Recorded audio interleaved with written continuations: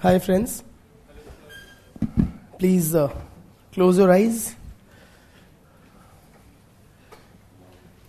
and please shut the door, whoever it is.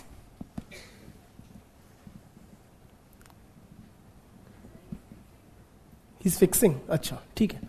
चलिए, please close your eyes.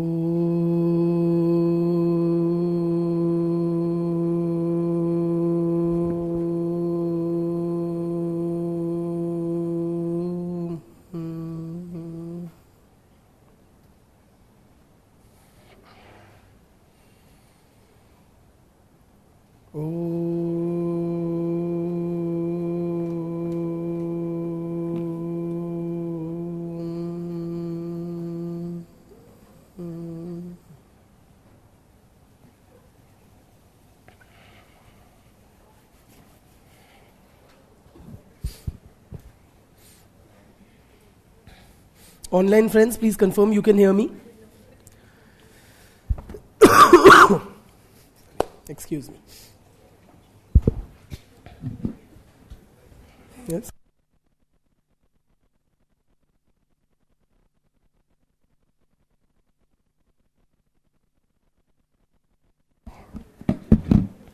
So, a quick recap. Yeah?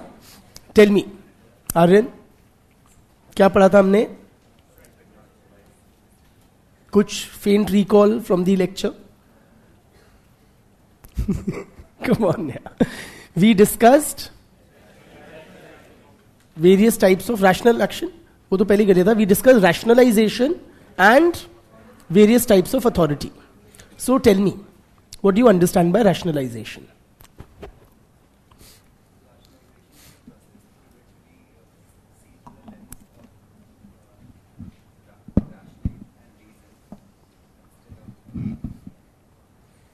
Instead of good?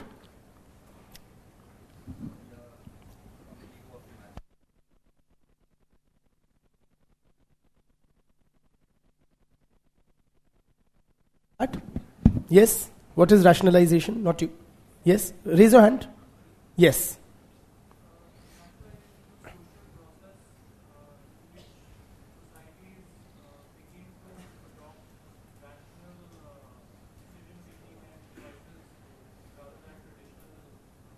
Or traditional or emotional. हाँ. Or write a short note on rationalization for God's sake. Good.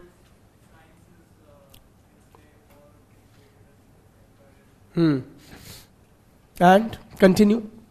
Yes.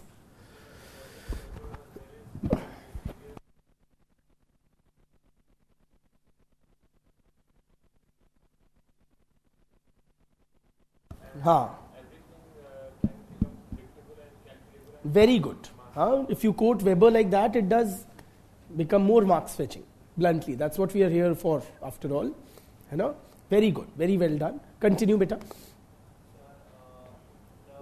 religion, tradition, and magic is no more.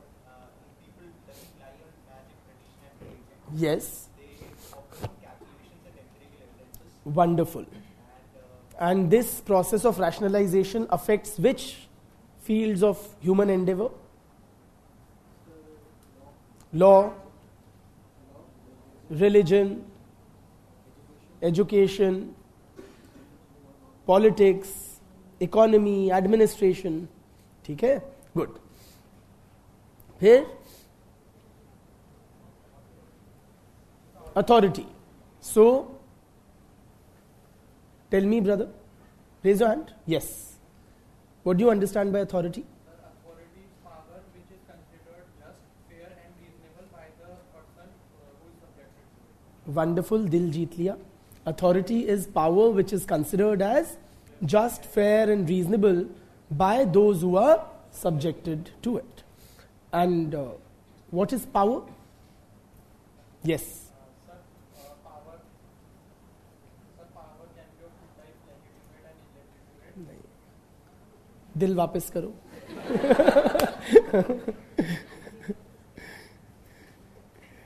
What is power? To good, complete करो. ठीक है, good.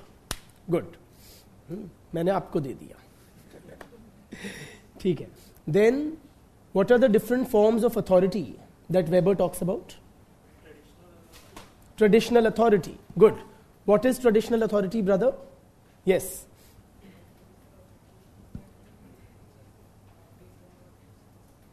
हाँ. Sorry? Do better than that. You're right, but it is obeyed because. ठीक है. You stick to that. ठीक है. Give me an example of traditional authority. Monarchy. Good.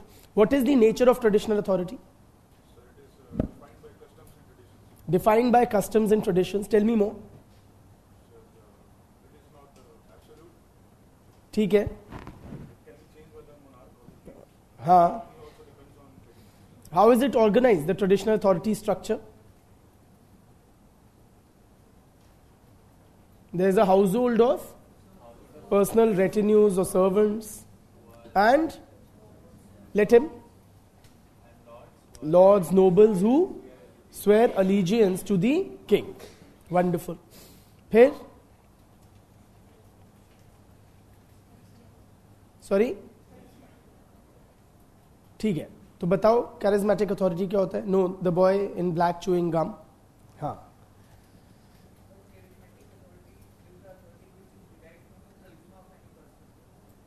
शून्य number. When you say charismatic authority is derived from the charisma, you need to be more expressive in that, ना? अच्छा, you were, ठीक है. But ये फिर शब्द waste हो गए, समझ रहे हो? बोलो, चलो, कंटिन्यू. What is charisma?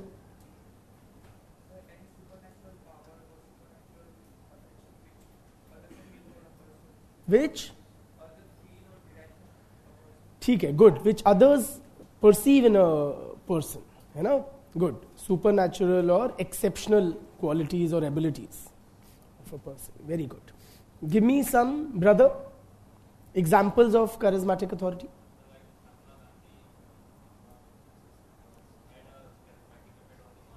और लिखते टाइम इतना लंबा नहीं. ईजी महात्मा गांधी, कॉमा, है ना? हाँ. Hitler, Gautam Buddha, prophet Mohammed. बढ़िया, ठीक है.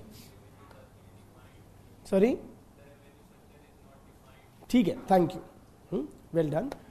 Continue. Tell me about the nature of charismatic authority.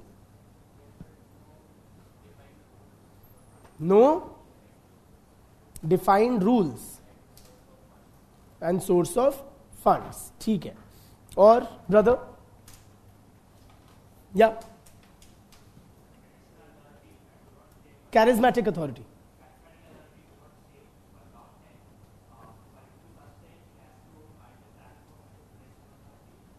For it to sustain, why doesn't it stay for a long time? It dies with the person, the charismatic leader. For it to sustain,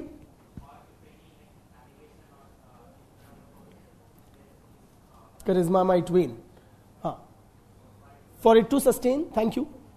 What is to be done so that the charismatic authority sustains for a longer time?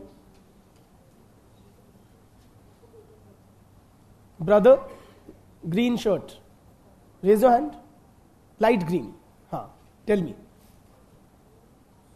For charismatic authority to sustain beyond the life of the charismatic figure, what has to be done?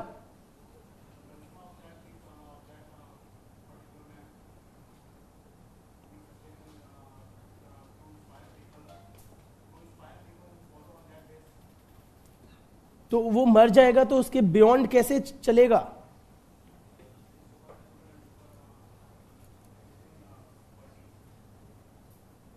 क्या होगा उनका? Brother at the back, black और white, yes. Routinization of charisma, है ना? Which means what? Brother raise your hand. आपका neighbour. हाँ, routinization of करिश्मा का अर्थ क्या है?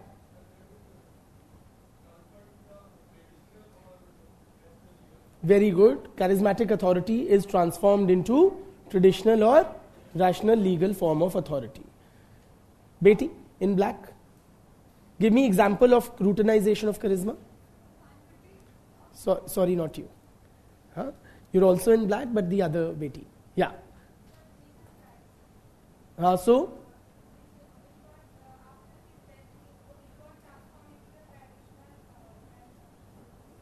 very good. Jesus Christ's authority got charismatic authority got transformed into the authority of the Christian tradition or the church. ठीक है? Very good. Bitya, coming to you now. और क्या पढ़ा था हमने? What is rational legal authority?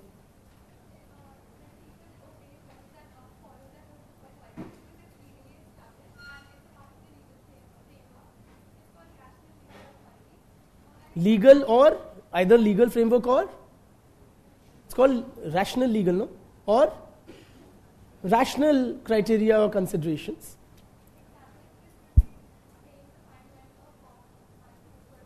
ठीक है. Or simply the authority of a but in the answer sheet we don't write slang like cop, है ना? Policeman. ठीक है. Good. और क्या पढ़ा था? Before that, brother, tell me, पूछूं या आपको बोलने में तो एब्सेंट था? नहीं. Does Baba Ramdev have authority? Does he enjoy power? Does he have power? Baba Ramdev. Yes, no? Yes. Is that power in the nature of authority or is it legitimate or not? It is legitimate power or authority. So, brother, yeah, the one behind him, raise your hand. Yes. Which type of authority does Baba Ramdev enjoy? Charismatic authority. He says Baba Ramdev enjoys charismatic authority. Do we agree? Yes or no? Raise your hands if you do. That Ramdev ji has charismatic authority. Any of you of the view he doesn't enjoy authority at all? Huh? ठीक है. So we all agree he does enjoy authority and many consider he does enjoy charismatic authority. Does anybody differ? Which type of authority he enjoys? In your view? Also traditional authority he is suggesting because he derives a lot of his respect or legitimacy from a chain of saints, like the yes. So his Bhagwa clothing sends a message to the followers, the public, that you obey me on that basis. You have always bowed down before saints and sadhus, and I come from that heritage. Yes or no? And many followers obey him on that basis. कि बाबा है, simply. Ji. He also have rational legal authority, he is suggesting. Why? How?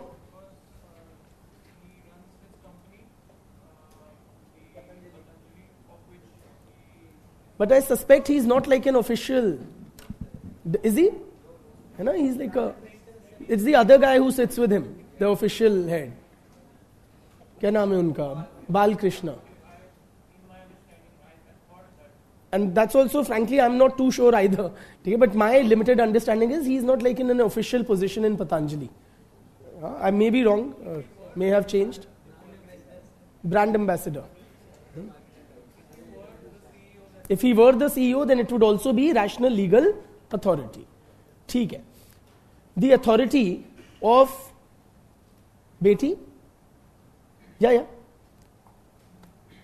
Dr. Manmohan Singh. When he was the Prime Minister, which type? Rational legal and no other? Charismatic.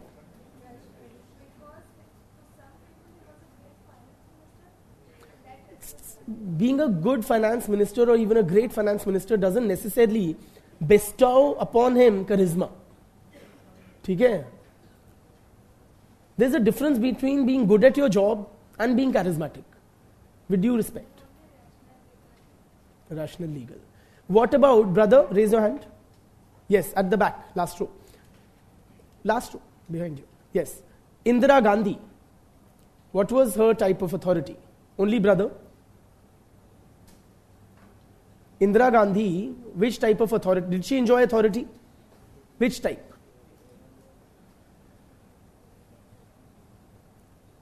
मुस्कुरा रहे हो, क्या छुपा रहे हो? बताओ. Come on, just apply your mind, think logically, whatever comes to you. Say it out.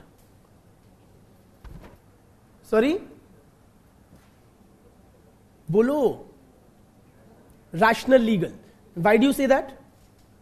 Why? She was the duly elected Prime Minister as per the constitutional scheme. So, of course, rational legal. Is that only? Also? Traditional authority. Why traditional? Daughter of respected Jawaharlal Nehru, who was the chela of Gandhi. So, ठीक है. Also, charismatic authority. Are you with me? Point is, friends, these are what Weber has developed, this typology. These are ideal types or models or concepts. Real life situations are far more complex and variegated. Are you with me? Reality is far more hazy in this thing. Yes or no? Parental. Do parents enjoy authority? Yes. Yeah, only power. Najaiz power. Is there power over children that they exert? Is it jaiz ya najaiz? Jaiz. Which type? Which type of authority do parents enjoy? Raise your hands and tell me. Beti. Traditional, you say. Why?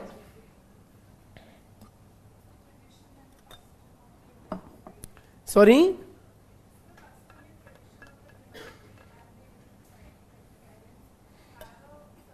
So it is a tradition to obey parents, and it's been obeying parents and respecting them, following their orders has been kind of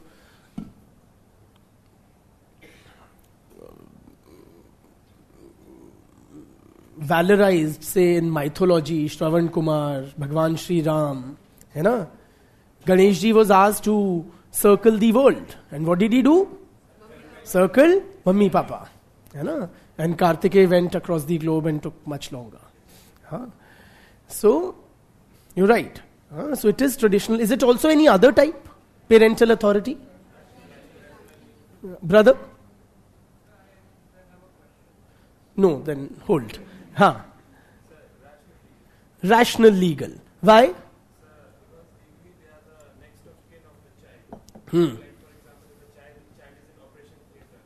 So they'll be signing ki.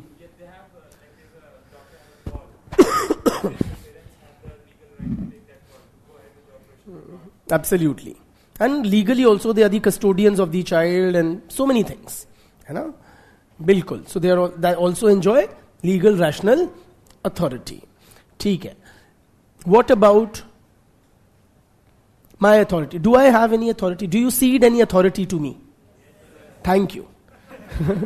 They'll say. And which type? The authority of the teacher.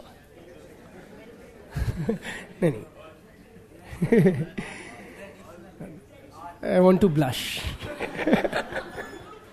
No, it is which type? Traditional. Why traditional? Raise your hands and speak. Brother? So there is a Guru Shishya Parampara in which we believe, and the teacher is to be obeyed and respected. Or?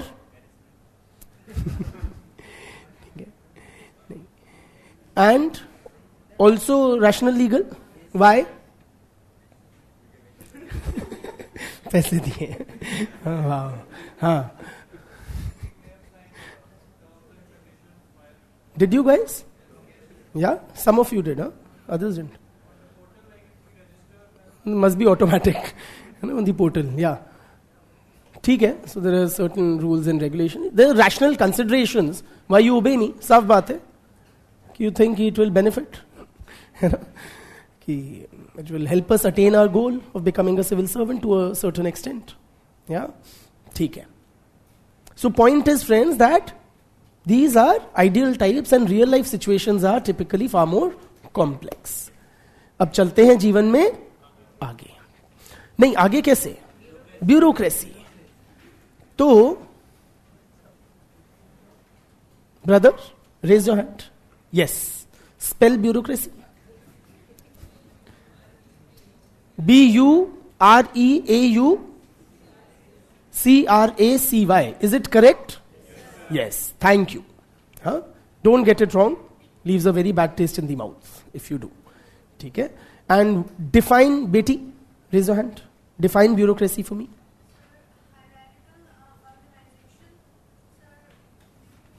Huh?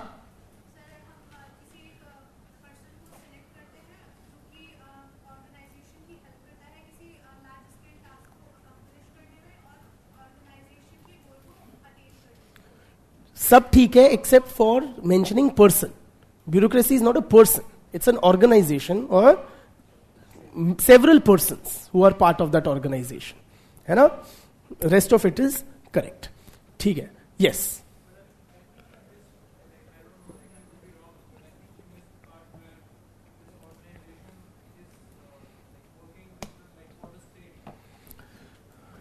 ठीक है. So he is saying it is an arm of the state.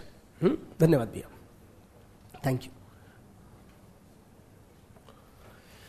And somebody give me the complete definition, will you?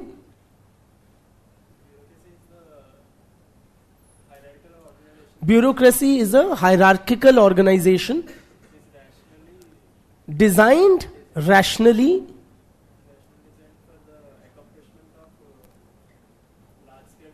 to accomplish large-scale tasks, coordinating the work of several persons to achieve organizational goals. Wonderful. ठीक है. समझो और फिर थोड़ा रट लो. ठीक है. छूटेगा नहीं उससे. बेटी. Yes.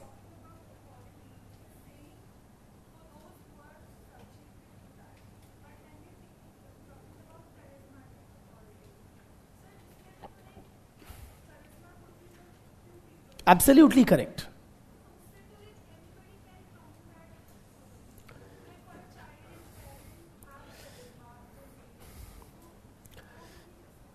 You are absolutely right. Charisma or the source of authority, the source of legitimacy is as per the perspective of the person who is subjected to it.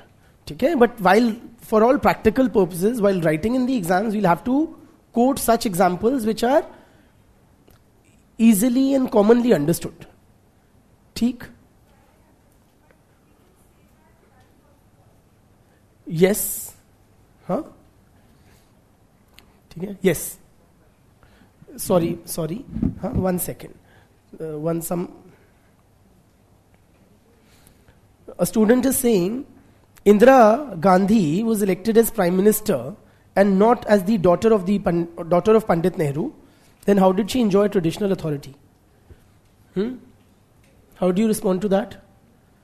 Indira Gandhi, the student is suggesting, only enjoyed rational legal authority since she was the duly elected Prime Minister. Therefore, she did not enjoy traditional authority. Brother? She might have joined politics because of her background. Might kya? She did. So that's how she became Prime Minister. Absolutely. So because it was her family background which was the source of her political legitimacy, acceptance amongst the people. That is why people voted for her or put her in that elevated position. Yes or no? So that is why clearly she also enjoyed traditional authority. Yeah.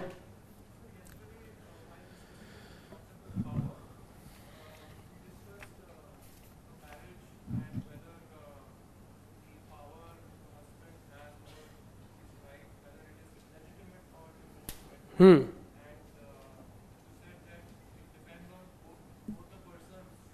That it's up to them to decide whether that power is legitimate or not. Right? And your question is? And my question is, sir, this marriage is also governed by a set of rules, right? Yes. So, do those rules not have any role to play Deciding whether that power is the power of the husband is legitimate or not. The answer. Let me just paraphrase your question for the benefit of those who didn't hear.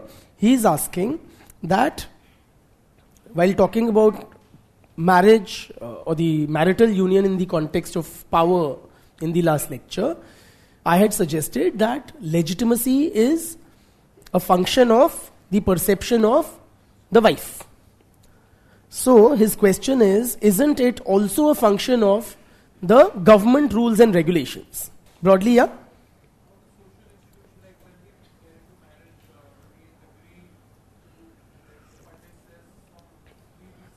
Or the religious dictums governing marriage, etc. Don't they determine the legitimacy?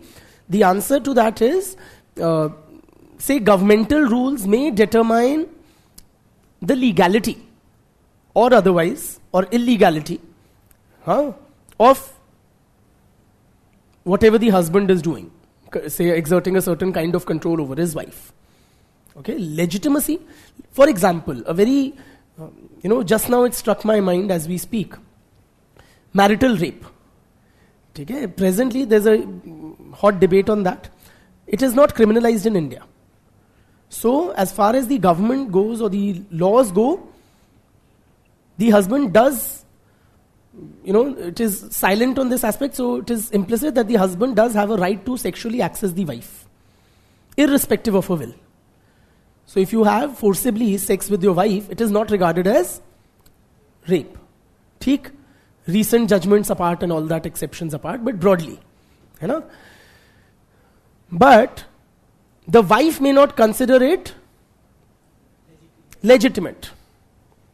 Are you with me? So these are two separate things. Legitimacy is determined by the perception of those who are subjected to a particular power or exercise of power. Theek? Chaliye. Moving on with your permission. No? Okay. Tell me.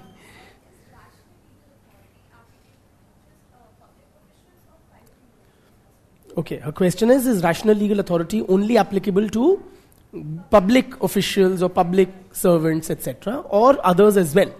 The answer is, does it include in the private sphere? The answer is, yes, it does. Not just the government officials. Say the CEO of a private company enjoys rational legal authority. Okay? So clearly it does. May I? Chaliye. Moving on. Bureaucracy, we were discussing. We had discussed a definition, we had developed a definition of bureaucracy. Weber developed an ideal type or model of bureaucracy as follows.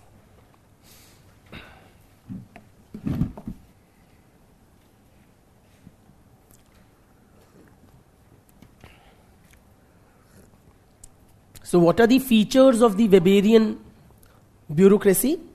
Firstly, write down the features or characteristics of Weberian ideal type of bureaucracy. 1. In a bureaucratic structure,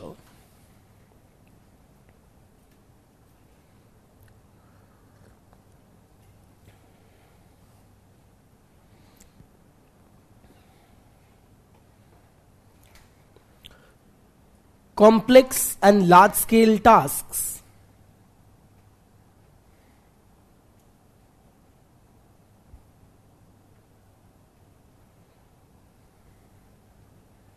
are divided into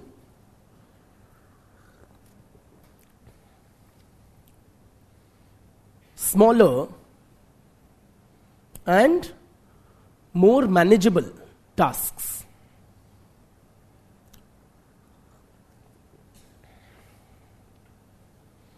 I repeat, complex and large scale tasks are divided into smaller and more manageable tasks. Full stop. Every official is assigned a clearly demarcated area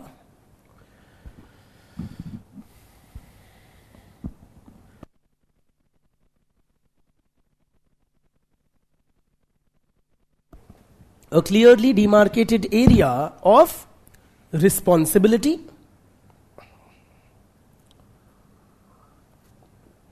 and authority.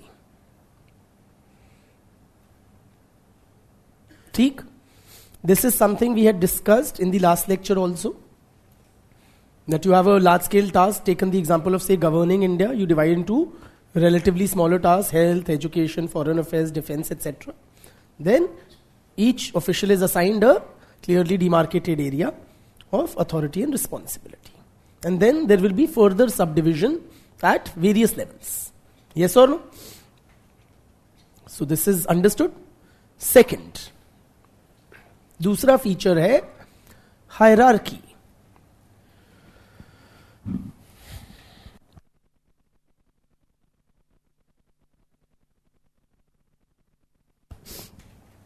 Hierarchy. So friends, one second. We had developed a bureaucratic structure. Say this is an official, then he has several under him, then he has some under him, and so on and so forth. Yes or no? And he would have several under him,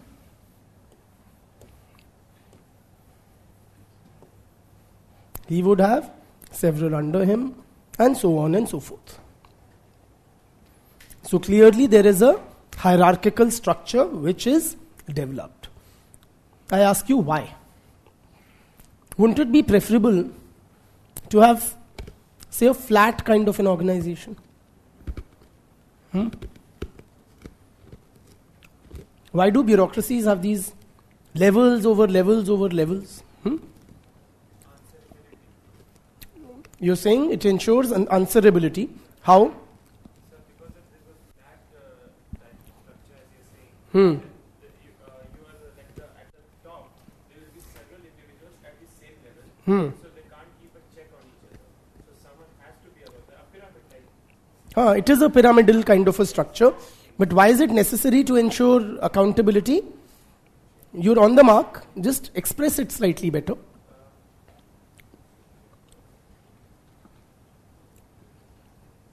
ठीक है बेटा.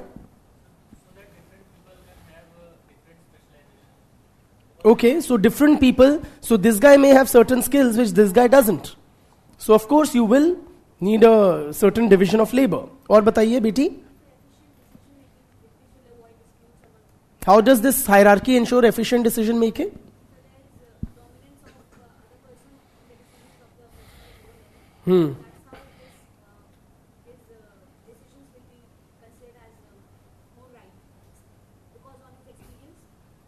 ठीक है, ठीक है brother.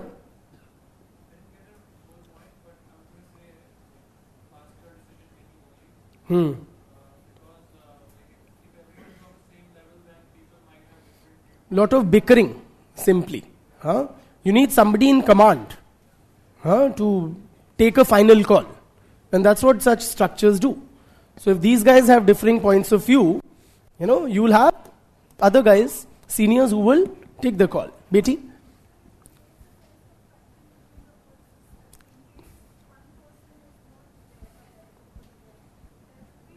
Others will be carrying on the tasks. Yes, Bete? Proper checks and balances, it ensures how? Every senior has a, very nicely, simply put, every senior has a super senior. है ना? दिल्ली में पता है इसको क्या बोलते हैं? तुझे पता है? भाई, हाँ? हाँ बेटा, decentralization of power. Okay, ठीक है. So all of you are pretty right. Please appreciate one very important thing that this hierarchical structure ensures is accountability. Every official, okay, say this fellow, this fellow, every official in the hierarchy is responsible or answerable to whom? Who is he answerable to? These three? This guy? Or these two? Just above him. Bilkul. Every person in the hierarchy is answerable to his immediate superior. Okay? And he is answerable for what? For the conduct of his own official duties only, and of those below him. Are you with me? For example, if this guy is not doing his job, this guy will hold who accountable? Him. He will not talk to him. Right? He will say, तुम्हारे department में, तुम्हारे organization में, ये क्यों नहीं हुआ? Are you with me? So, to ensure that this guy is doing, so that he is not pulled up, what will he do? He will keep him tight. Who will keep him tight? Tight matlab accountable, answerable. Ensuring that the guy is doing the task assigned. Likho. Hierarchy, dash.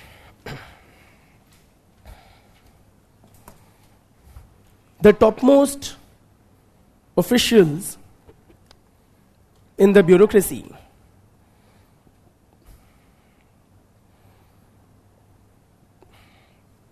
are connected to the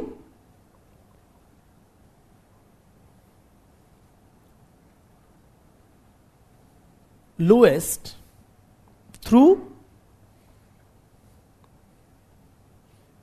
a chain of offices. Through a chain of offices.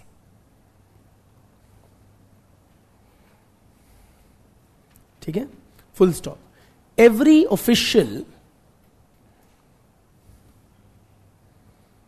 is answerable to his superior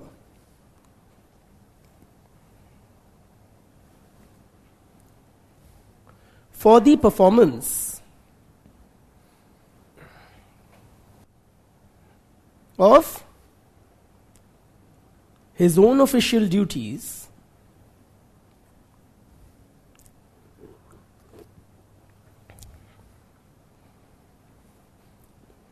as well as of those below him.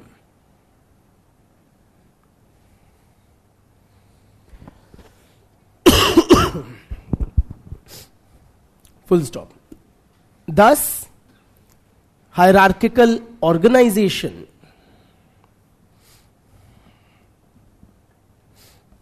ensures accountability.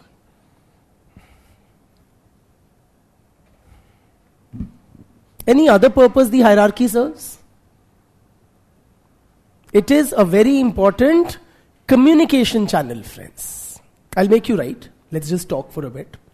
It's a very important communication channel. Communication matlab messages can be sent through this channel. Say some decision is taken by the top guy. How will he communicate that message to the last person? Will he call him up or send him a letter or an official communique? No. What will he do? He will inform him that this is the decision taken. He will inform, this is how it will be relayed downwards. Yes or no? So communication flows from which way? Top to bottom only. And also from bottom to top. What flows from top to bottom? decisions, orders, yes or no, flow from top to the bottom. What flows from bottom to the top? Raise your hands and speak, yeah? Yes. Raise your hands, wait for me to come to you, then speak. ठीक? हाँ बेटा. Problems encountered in implementation of schemes.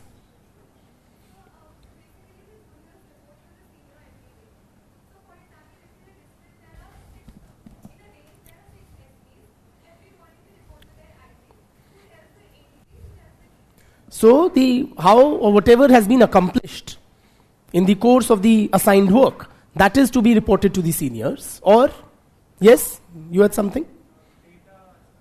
Data could be supplied, grievances could be this thing. Yes or no? Any exceptions may be raised, beti? Errors which may have this thing, and so on and so forth. Say, for example, Modi ji decides कि now we'll have a clean country, right? कि स्वच्छ भारत बनाना है. So what will he do? Will he talk to the Safai Karamcharis? No. He will tell the Council of Ministers. The respective secretaries will then tell their juniors, this guy will tell this guy will tell them, and so on and so forth. It will reach the last man in the line. So the Safai Karamcharis will know that now we have to do this and this in this manner. Right? Now, say Safai Karamcharis in Indian Railways, they're cleaning toilets and they discover कि लोग मग्गे उठा के ले जाते हैं. Right? We are facing an issue in implementation. So toilets therefore are not being kept clean. Okay? For those who don't understand Hindi, that people are carrying mugs with them doesn't capture the flicking away, taking away the public property, the mug necessary for the whole cleaning process. Okay? So what will they do? What will they do? Chain लगा देंगे. Chain के पैसे मैं दूंगा. कौन देगा? So I will tell my superior. Then what will he do? He will have certain sphere of competence or authority. Say a certain budget assigned, certain decision making powers. If it is within his domain, he will take a call, resolve the issue. Otherwise, he will escalate it. And at certain level, it will be resolved. Okay? And then the decisions will flow downwards. Okay? So it's a two-way communication channel. Likho. The hierarchy also serves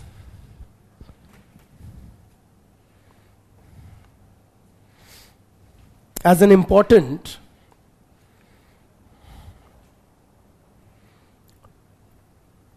two-way communication channel.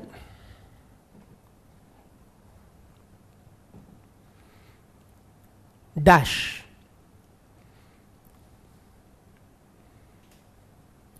Orders, commands, decisions from the higher levels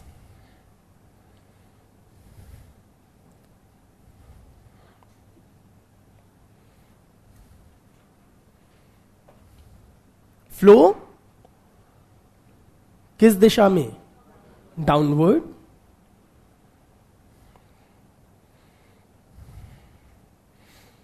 While grievances,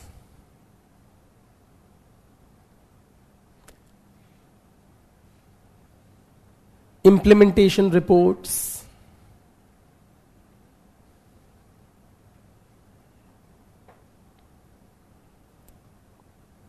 etc. are relayed from lower levels to higher ones. या flow from lower to higher levels. ठीक?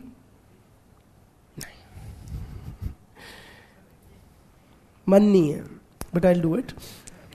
So, कहाँ से? कौन सा? अच्छा, मिल गया, हो गया, चलो. ठीक. Third, Now friends, please appreciate, I'll dictate everything. Bureaucracy is a rules-based organization. Yes or no? Yani, decisions are taken on the basis of rules. Which type of rules? Written rules. Codified rules. Right? These rules which govern the functioning of the bureaucracy are of which type? As in, are they abstract or are they person specific? They are abstract or person specific? They are abstract, not person specific. For example, let us say one bureaucracy which all of us, possibly most of us, would have encountered is which? Sorry? Police. भैया आम आदमी क्यों ना बहुत ही घिग्घी बन जाती है police से एनकाउंटर होते हुए. Not that kind of an encounter, normal social encounter होते हुए. ठीक है? For a middle class person his whole इज्जत is that I have never seen the face of a police station. ठीक है? Say the RTO where you get your driving license made. ठीक?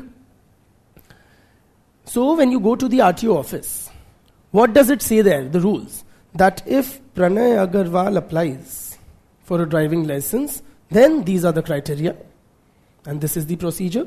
And if Himanshu Gupta applies, then these are the criteria and this is the procedure. If Renu Singh applies, these are the criteria. Is this how the rules are framed? No, they are not person specific. They are abstract and general. Meaning, क्या लिखा होगा? If any person applies for a license, the following criteria will be considered. Age should be more than 18 years, blah, blah, blah, blah, blah, of sound mind, and so on and so forth. Right? And the following documents will have to be submitted by any person. One, ID proof such as Aadhaar, PAN card, blah, blah, and so on and so forth. So the rules are abstract and then they are applied to specific cases. Meaning, if Pranay goes for a driving license, the same set of rules will be applied. They'll say, okay, what is the age? This, okay, more than 18, tick. Does he have a ID? Does he have a blah blah? And so on and so forth. Are you with me? To likho. Bureaucracy is based on a set of abstract and impersonal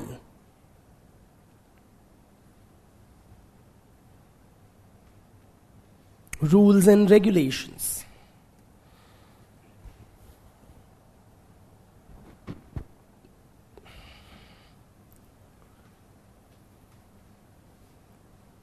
Clearly laid down procedures.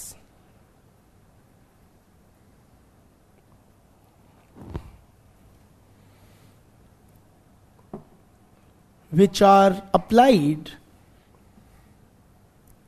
to specific cases.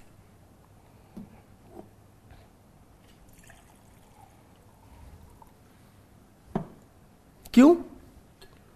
Personal से नहीं होनी चाहिए कि अगर प्रणय जाए तो ये हो, हिमांशु जाए तो ये हो, ऋतु जाए तो ये हो. बढ़िया है ना मेरे हिसाब से रूल्स. और not. What purpose do these abstract general rules,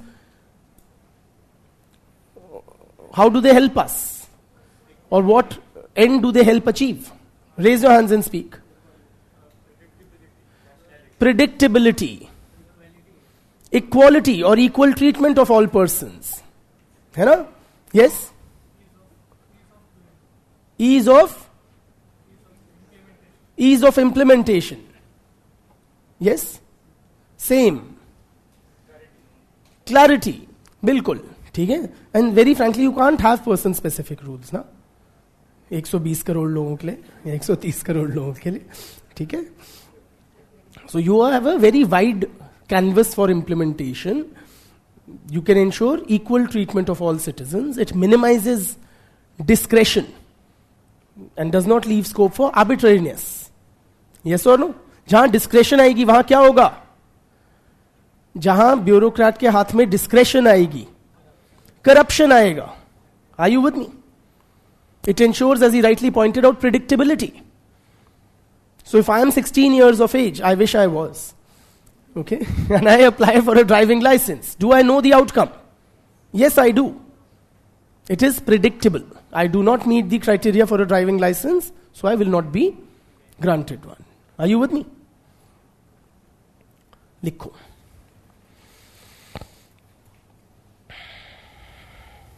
This ensures that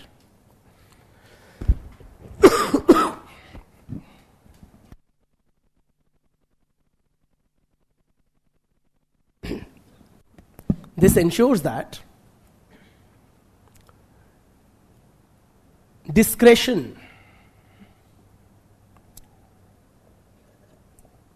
is minimized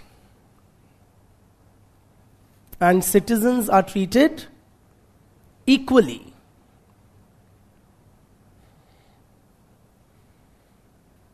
Without discrimination.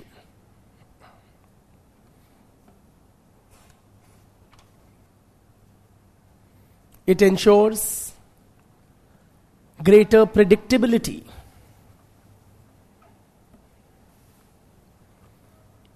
Full stop. Uniform application of abstract rules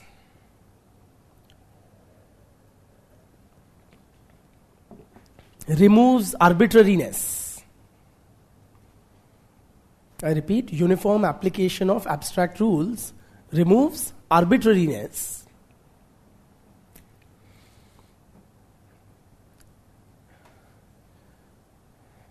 And ensures greater efficiency. ठीक? ठीक? How does it lead to greater efficiency, or does it? Why?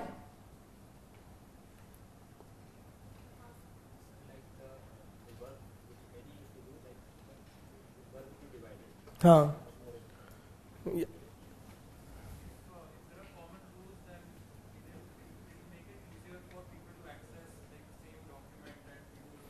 साफ बातें से we are working in that RTO office where we are processing these applications for driving licenses. So we'll all look at column number 5C, age. ठीक है? तो जो भी less than 18 लिखा है उसको एक पाइल में डाल दिया क्विकली. ये सारे रिजेक्ट. दूसरे में वो फर्दर प्रोसेसिंग के लिए आगे चले गए. So far quicker. यस और no? As a crude example. Next point. How are bureaucrats to conduct themselves in their, while performing their duties? How do they have to conduct themselves? Formally. What do you mean by formally? Certain what way? You're right. In a certain way. What certain way? Formal way. I also get that. मतलब कि tie Y पहनी होनी चाहिए, ये मतलब है. That's almost the most superficial of aspects of when we say formal conduct. It's not about being well dressed, or it's far more than that. Yeah.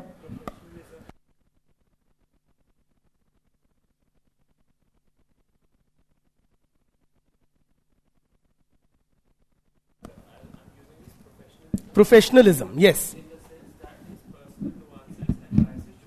His personal biases should not affect his decision making.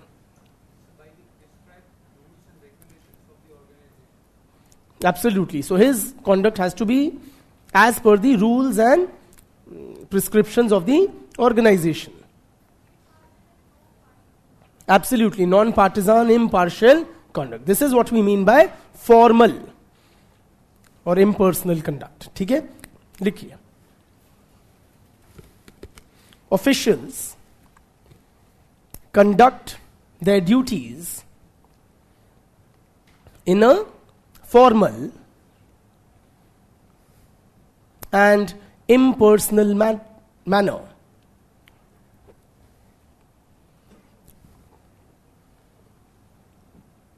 Full stop. Officials are not guided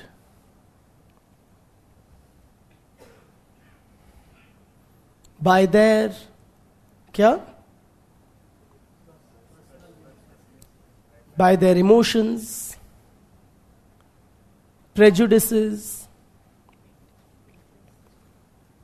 or personal preferences.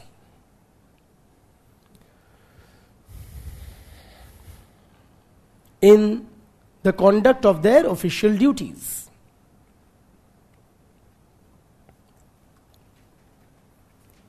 ठीक है? Next बात करते हैं next point में appointments and promotions की. How are appointments made to bureaucracies? Yes, like this. Yes or no? Yeah. Merit based. And how do we evaluate or assess merit? Performance तो कहाँ performance?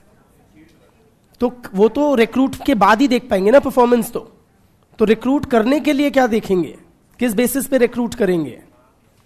Marks, MARKS, not MARX, है ना? बिल्कुल. So as determined by say performance in a competitive examination. लिखो appointments to bureaucratic offices are made on the basis of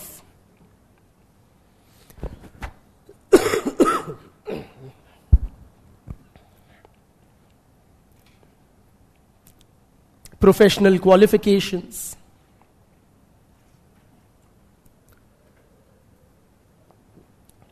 technical expertise,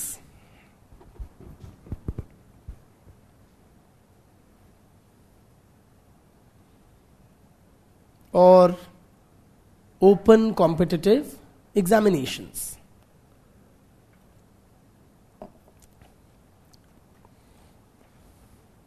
ठीक? पूर्ण विराम. Promotions in the bureaucracy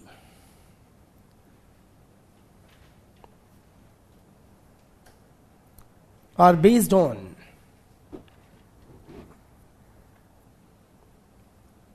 what? Based on what? Promotions. Seniority. Is it seniority? Time specific. What do you mean by seniority, by the way? In the context of bureaucracy, what do you mean by seniority? It is not age. It is seniority means the number of years in service. Okay? For example, if there is a 2024 batch recruitee person, say IAS officer, recruited in 2024 at the age of 21 years. Right? And there is another person recruited in 2025 at the age of, say in 24 at the age of 30 years and 25 at the age of 21 years. नहीं, गलत, उल्टा example. In 2023 at the age of 21 and in 2024 at the age of 30. Who is senior? The 21-year-old. ठीक है ना? जो पहले recruit हुआ है, जिसने ज्यादा ईयर्स सर्विस को दिए हैं. ठीक है? हाँ, so India में it is based on seniority as determined by number of years in service. No other basis. ठीक है, तो लिखिए promotions in the bureaucracy are based on seniority or merit. Sorry? Caste. वो तो practical considerations अलग बात है. That's not the official criteria, ना? मतलब ठीक है, that's like we're talking about the Weberian ideal type or model of bureaucracy. Based on seniority or merit or both. In India में it is what? Both. So for a lot of things it is seniority based. It is in that sense automatic. इतने साल हो गए, then you become this and that. Okay? And especially for lower levels in the services, it is purely seniority based. But for some positions at the highest of levels, it is a combination of seniority cum merit. It's like seniority cum merit. Matlab, say for some top positions, they will have a pool of the 3 senior most persons or 5 senior most, out of which they'll pick one based on merit or performance or whatever. Okay? So that is that. Next.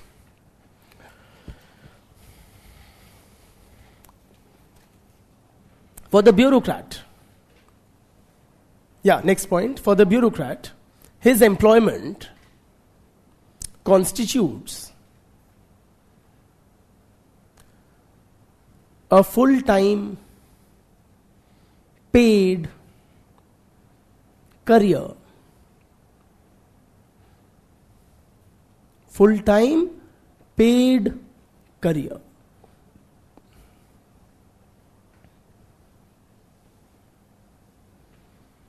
You know, there are many ways of earning money where you can be temporarily engaged, or which are not full-time. Freelancing opportunities, for instance. Many people in, say, coaching, they teach part-time. Even when I started off, I started teaching initially part-time. So I had some, I used to teach like 2 hours a day because I love teaching.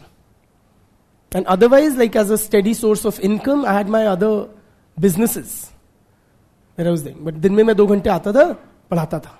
ठीक है? That's all. Can you do that as a bureaucrat?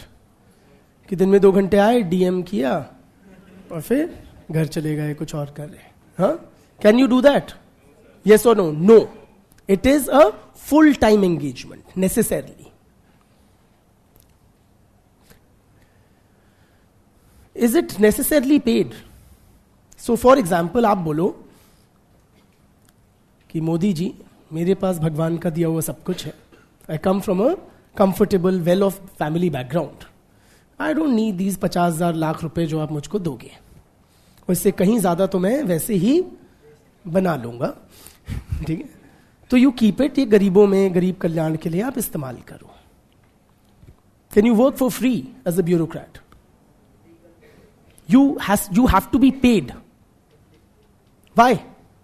Why is it, why can't the government put that money, really recruit some very rich people who don't need that? Huh? Government saves money and it can be used for other developmental works. Why is it important for the bureaucrats to be paid officials? To check corruption. ठीक है, तो अगर मैं बहुत हूँ, honest, मैं बहुत अमीर हूँ, मेरे को पैसे की जरूरत नहीं है.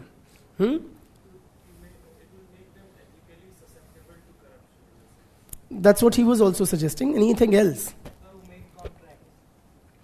Yes.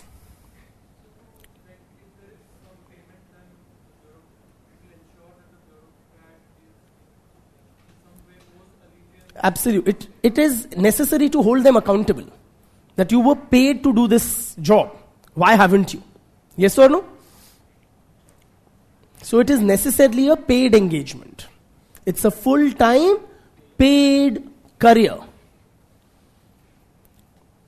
Career शब्द का क्या अर्थ होता है? Is this thing,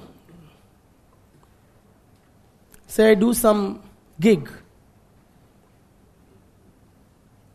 शाम को जाके मैं एक स्टैंड अप कॉमेडी वाला वो करता हूं. Is that a career? या आपने बहुत यूथ में बहुत लोगों को होता है, यंग बॉयज एंड गर्ल्स, जैसे कि मैं मॉडलिंग करूंगा, I have been blessed with good looks and a nice physique and all. तो पेरेंट्स क्या कहते हैं? मॉडलिंग ठीक है, बट ये करियर नहीं है, कुछ करियर बनाओ. What do you mean by career? Career क्यों नहीं है मॉडलिंग? ये ब्यूरोक्रेसी, सिविल सर्वेंट बनो, है ना? लुक्स भी झड़ जाएंगी, सब कुछ हो जाएगा, बट करियर बन जाएगा. Why is it? What do you mean by career?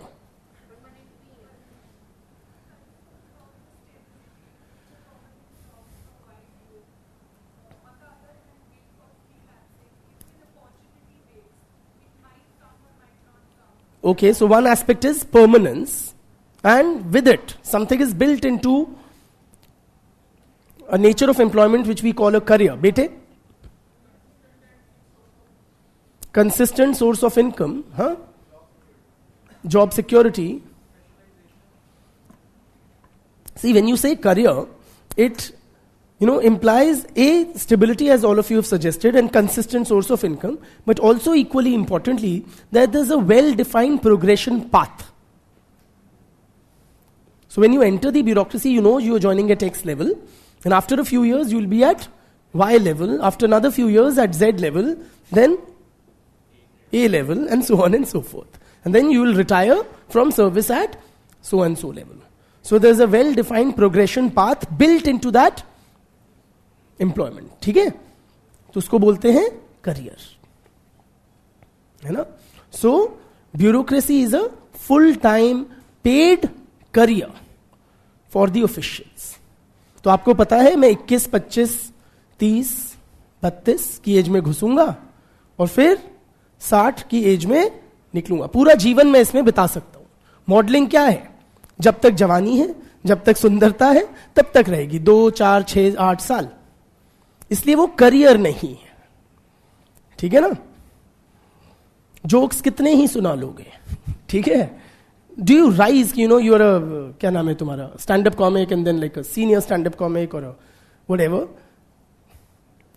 सो वो करियर नहीं है. ऐसी चीज है. स्टेबिलिटी नहीं है, कंसिस्टेंसी नहीं है ना, परमानेंस नहीं है, प्रोग्रेशन पाथ नहीं है इन दैट सेंस. ठीक है? यस.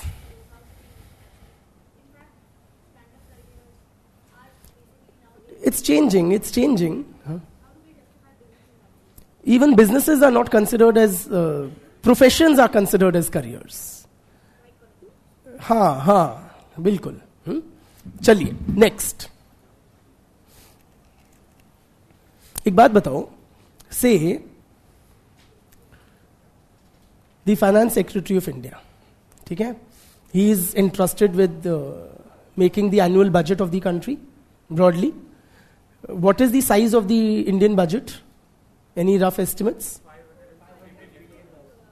यार करोड़ों में बात करो, बिलियन डॉलर्स. वो भी करोड़ रुपए में बोलो. हाँ, 40-45 lakh crores in that near about range rupees is the size of the annual Indian budget, right? So if the finance secretary thinks कि इतना डिफेंस के लिए किया, इतना एजुकेशन के लिए, और 5 लाख के मेरी बीवी के गहने आ जाएंगे, कैन ही डू दैट? क्यों? Come on, he is handling like 45 lakh crores, out of which can't he keep aside 5 lakhs for something quite important for his social and mental well-being? बीवी के गहने? The answer is absolutely not. In other words, friends, in bureaucracy there is a very clear and a very strict separation of the resources, the revenues, the income, the assets of the officials, the bureaucrats, and those of the organization, the bureaucracy or the government. Clear? आपको एक घर मिलता है as a public servant. क्या वो आपका घर है? उसमें मर सकते हो? नहीं. रिटायरमेंट के बाद मरना दूसरे घर में. ठीक है ना? तो जो ऑफिस का घर मिलता है वो आपको इन द ऑफिशियल कैपेसिटी मिलता है. It is not your house, right? तो लिखो, there is a clear separation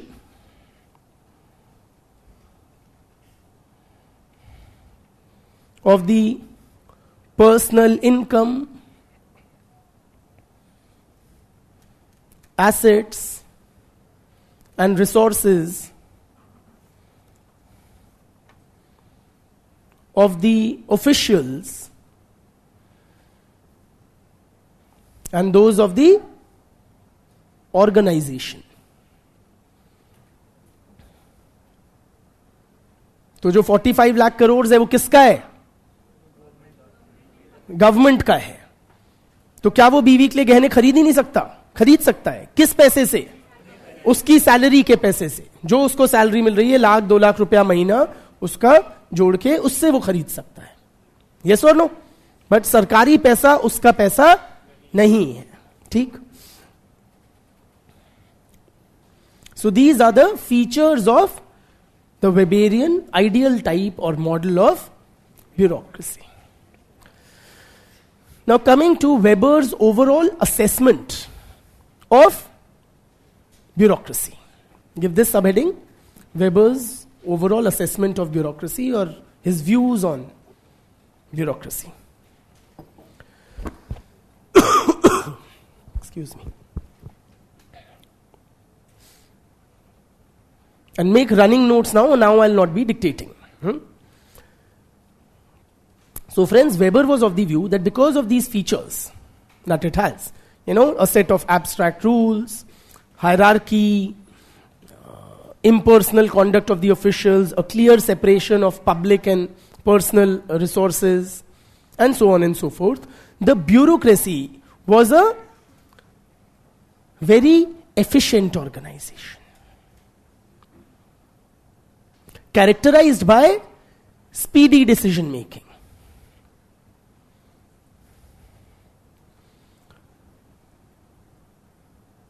rationality, accountability, predictability. There are effective control mechanisms. Discretion is minimized. कुछ छूट जाए तो जगह छोड़ के आगे लिखते रहा करो.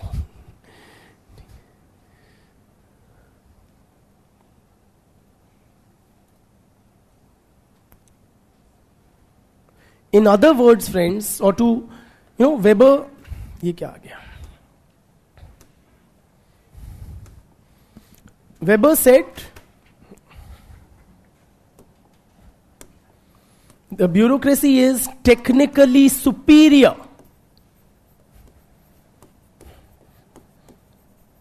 to any other form of organization.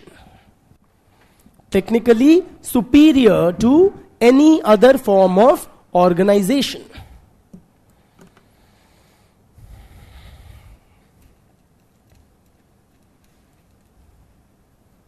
It is really the most efficient way of achieving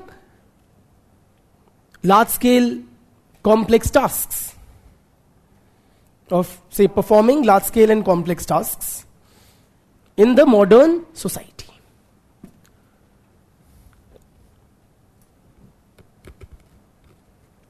It is technically superior to any other form of organization.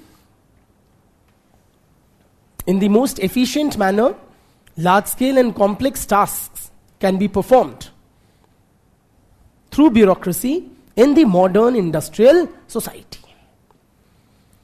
इससे बेहतर कोई तरीका या व्यवस्था नहीं है. मॉडर्न सोसाइटी में जो काम होते हैं सारे ही बड़े बड़े होते हैं, कॉम्प्लेक्स होते हैं, बहुत सारे लोगों को सर्व करने वाले होते हैं. उनको करने के लिए इससे बेहतर कोई तरीका नहीं है. Clear? In a nutshell, Weber wrote in almost very glowing terms, very, very positive terms about bureaucracy. ठीक? Though he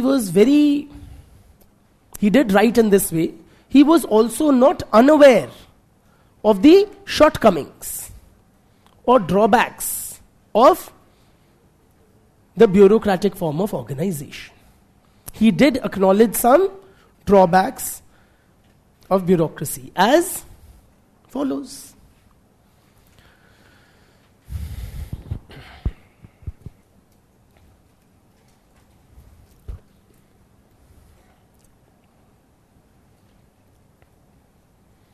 Firstly, friends, there is a lot of potential for the misuse of bureaucratic power.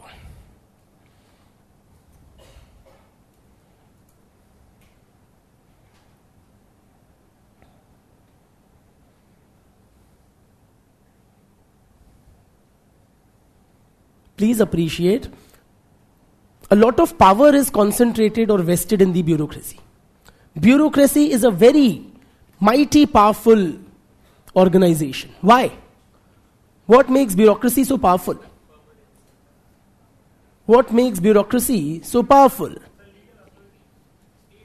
Absolutely. So it is an arm of the government, for God's sake. Yes or no? So it has the backing of the state. Also, it has massive resources at its disposal.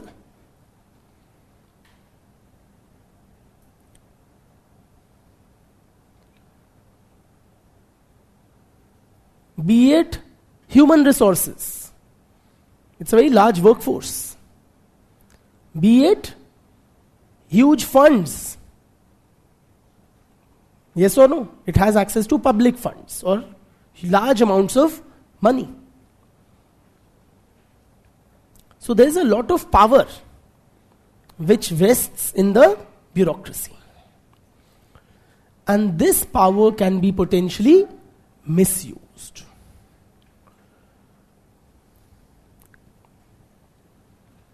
Please remember, bureaucrats are unelected. They are selected. Right? So this power may be misused to serve the interests of either bureaucrats themselves or capitalist interests. Bureaucratic power may be misused to serve the interests of bureaucrats or the capitalists.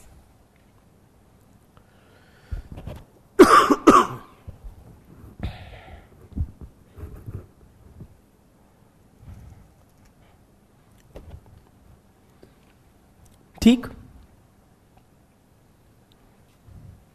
So Weber suggested a mechanism to prevent or control the misuse of bureaucratic power as well.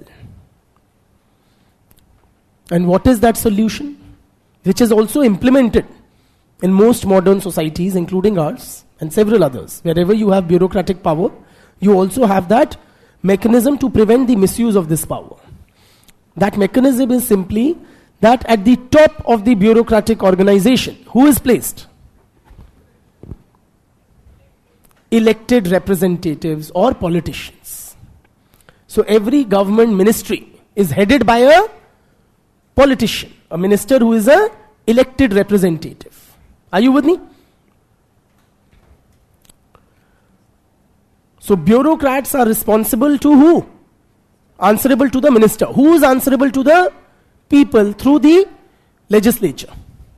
Are you with me?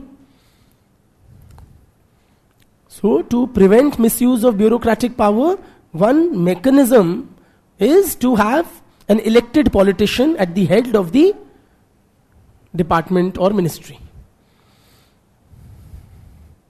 Do we have that system? Yes, we do.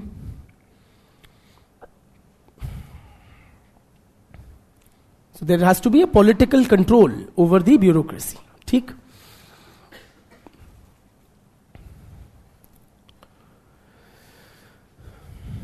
But there's a problem with this solution also. In other words,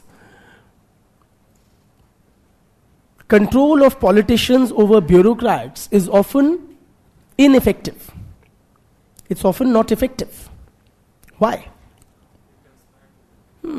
That apart. Sorry? Who can influence whose decisions? Politicians can be corrupt, you're saying. Okay, which is quite another matter.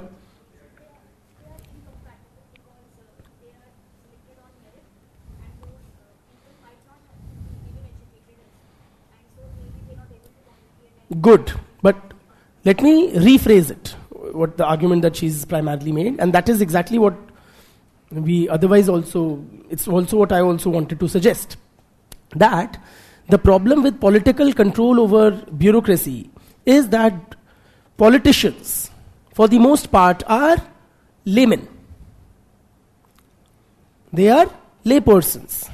Politicians कौन होते हैं? आम जनता में से ही कोई ना कोई politician बन जाता है. In contrast, bureaucrats are experts and specialists.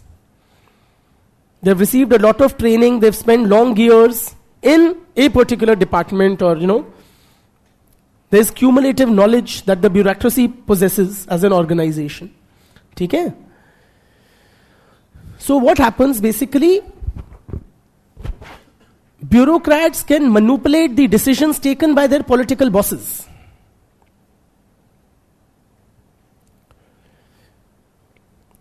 How they can? Have you seen this TV series, Yes, Prime Minister? British comedy. Or its Desi version, Ji Mantri Ji? No? तो फिर कैसे पढ़ेंगे? So what they show in these series. So in both of them, what they show, that there's a politician. Now politicians are people with mass appeal, and they are people's persons. Say in the Indian version, because that's what we'll connect with more, the politician is a dhoti kurta clad rustic fellow, right? And the bureaucrat is a suited, booted, English speaking, educated, suave kind of a smooth talker. So the politician doesn't know a thing about the ministry which he is now heading. आपने लालू जी को rail मंत्री बना दिया, and Lalu ji को broad gauge और narrow gauge का अंतर ना पता. ठीक? So how will he conduct his work? Please appreciate, politicians, to take decisions, they rely upon advice, information supplied by who? Bureaucrats. So the way they present information, the things they pitch for, or the advice they give, can often almost determine the decisions which the ministers take. Are you with me? So rail secretary क्या बोलेगा? कि लालू जी आप चिंता मत करो. I have spent long years in the railway ministry. I started off at a relatively lower level and I have risen through the ranks. मैं विदेश से कोर्स भी करके आया हूँ रेल टेक्नोलॉजी में. So I know the railway, the workings of the railway ministry like the back of my hand. मैं आपको सलाह दूंगा, अच्छी सलाह दूंगा, आप बस फाइल पे साइन कर दो. Are you with me?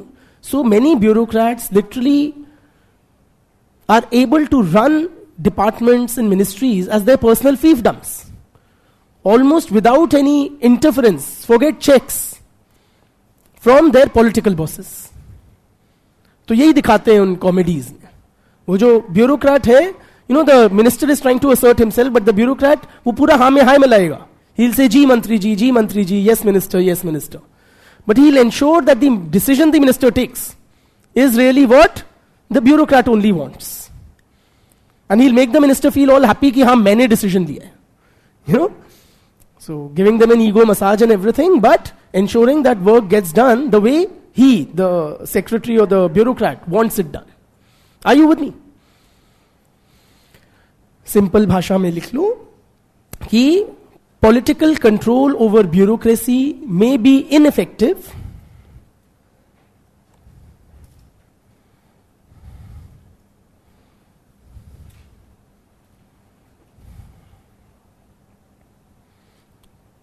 because politicians are often laymen. Laymen मतलब common men और आम आदमी.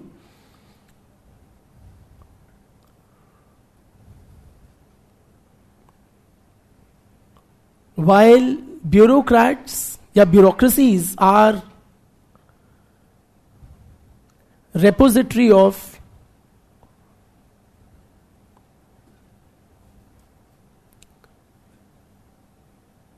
domain knowledge,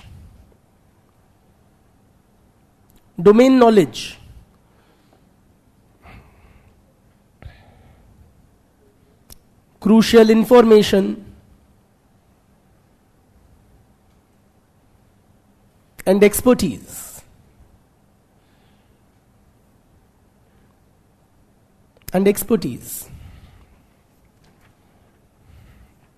Full stop. So, politicians often rely upon the information and advice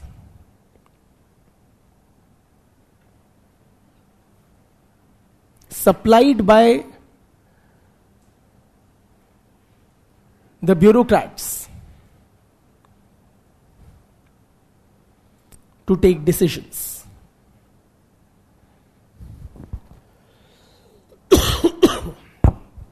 ठीक. One difficulty or problem with bureaucracy which Weber acknowledged was this. The other, and far more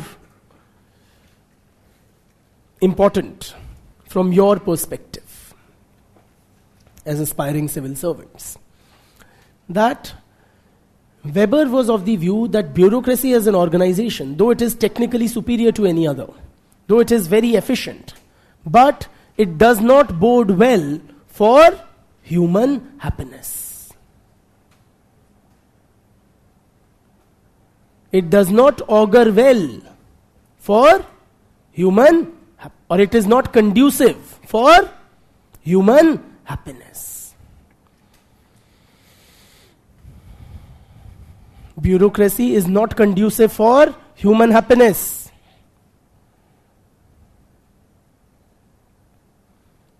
bureaucracy के राज में खुश नहीं रहेंगे. कौन? ब्यूरोक्रेट्स. आप लोग. हम या पागल हैं, मरते जा रहे हैं घुसने के लिए. He writes very beautifully, and right, the process of rationalization, then I will explain. The process of rationalization dash of which bureaucracy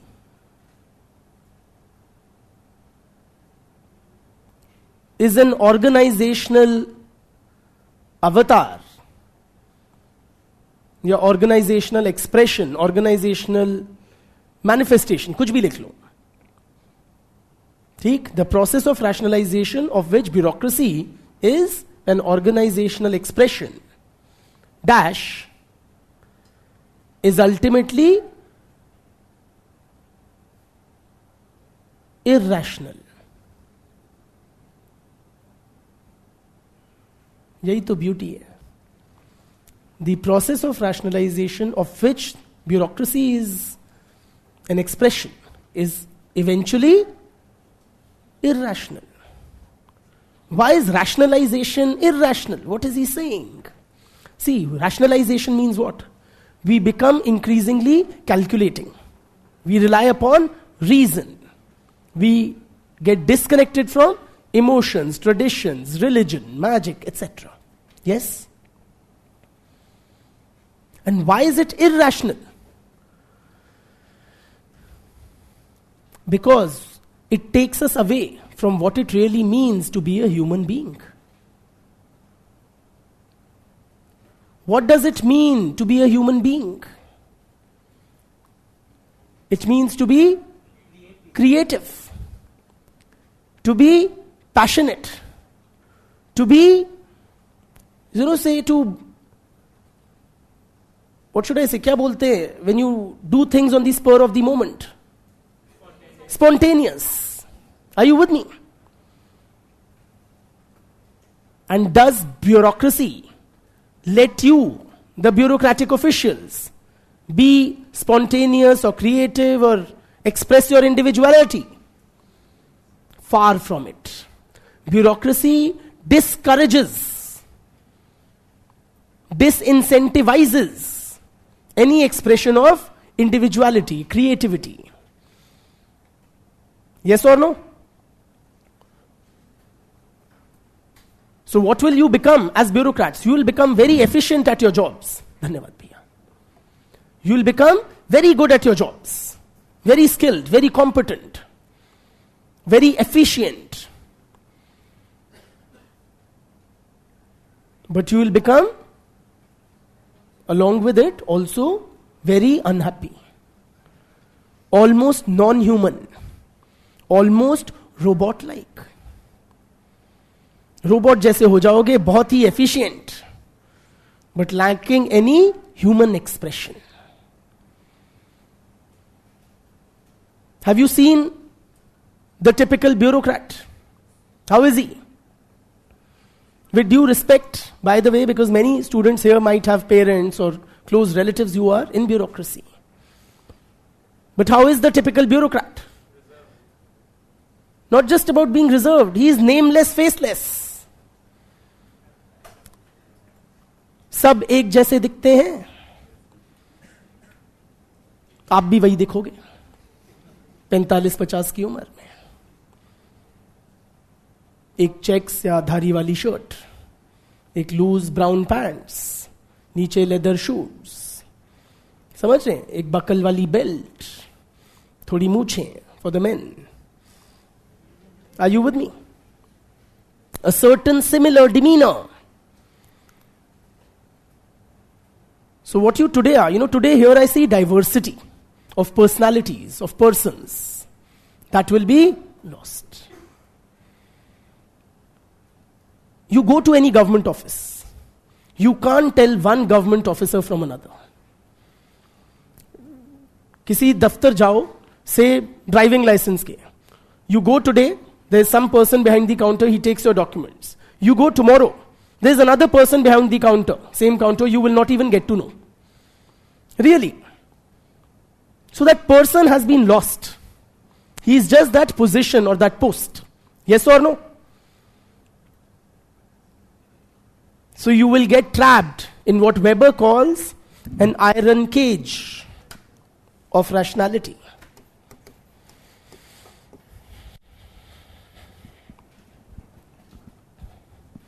Iron matlab, it is rigid. You cannot escape from it.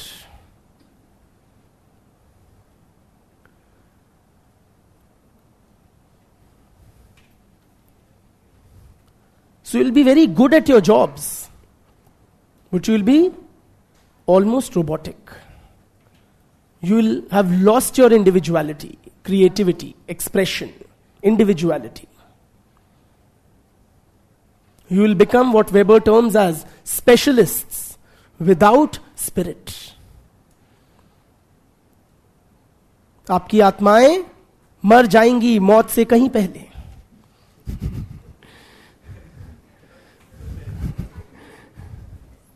और सुनो अभी तो.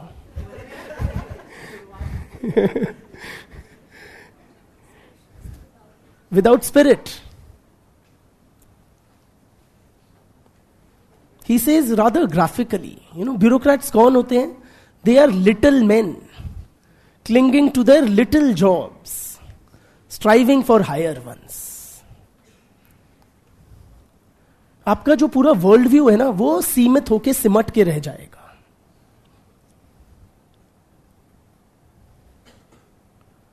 See, bureaucrats are a very small cog in a very gigantic machinery. Are you with me?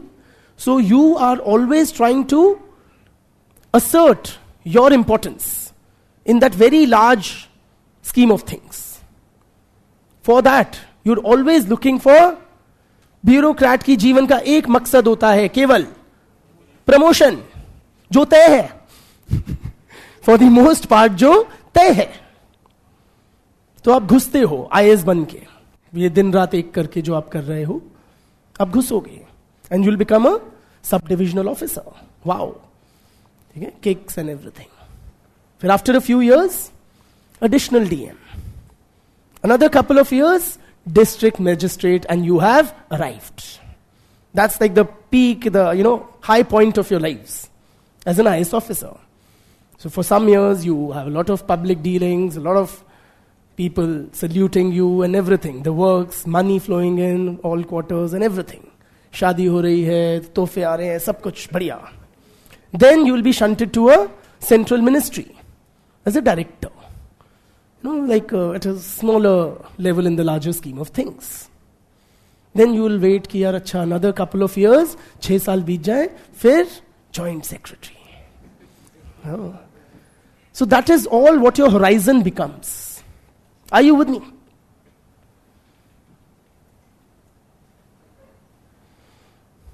फिर deputy secretary, secretary, और फिर रोते हो कि हाय वो कैबिनेट सेक्रेटरी बन गया, लेस केपेबल था मुझसे, मैं नहीं बना, मैं यहीं मर गया. Are you with me? So you are who? Little men clinging to your little jobs, striving for higher ones. So the bureaucratic structure bodes ill for human happiness. There's a lot of control, lot of predictability, lot of efficiency, lot of expertise, but no happiness.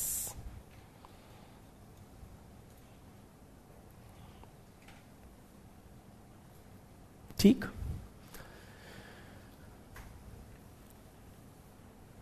मेहनत पूरी करना, ठीक है. It's still better than a lot of other career options that you'll have. As a side note, ये नहीं कि छोड़ दो, फायदा ही नहीं है, वेबर नहीं का है.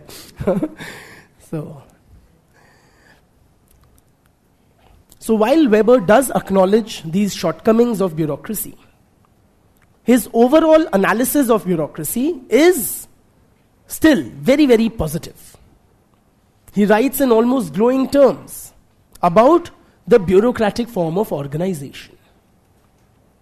He writes in as many words that it is technically superior to any other form of organization. So much so that modern society cannot do without bureaucracy. So much so, going further, modern society will witness increasing bureaucratization. So as time passes, there will be a further spread of bureaucracy.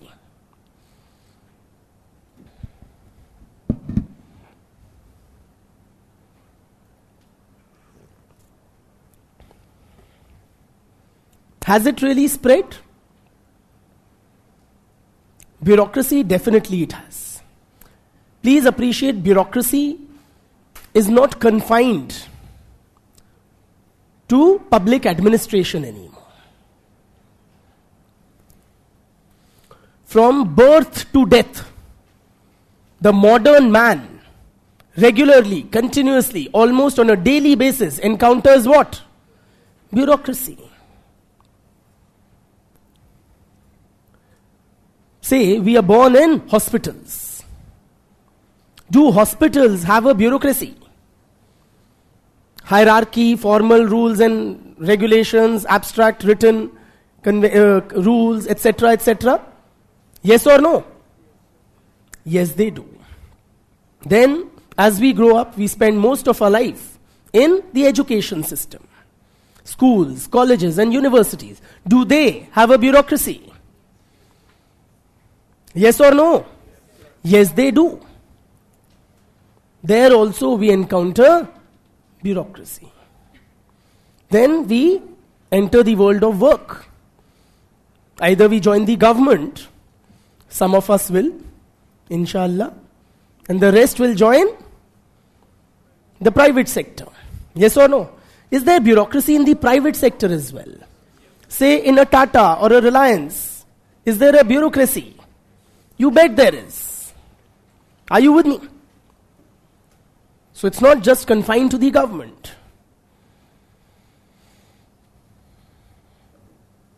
Say, religious organizations, do they have bureaucracy?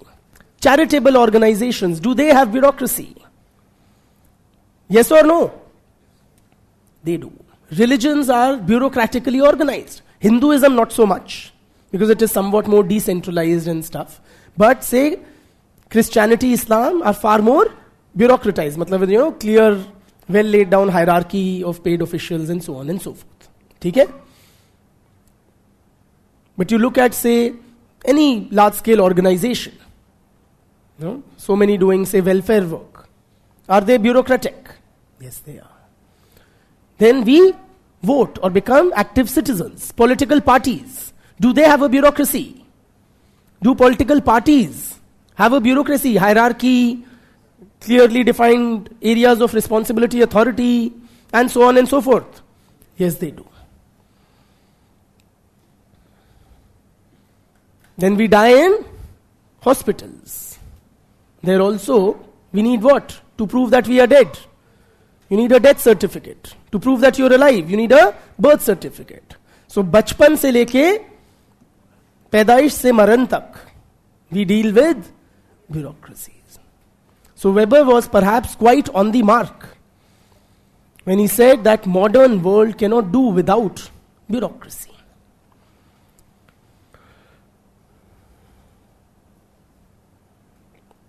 Whether it is government, whether it is private sector, whether it is education, economy, religion, everywhere, जहां भी देखा, यहां भी देखा, वहां भी देखा, क्या देखा? Bureaucracy.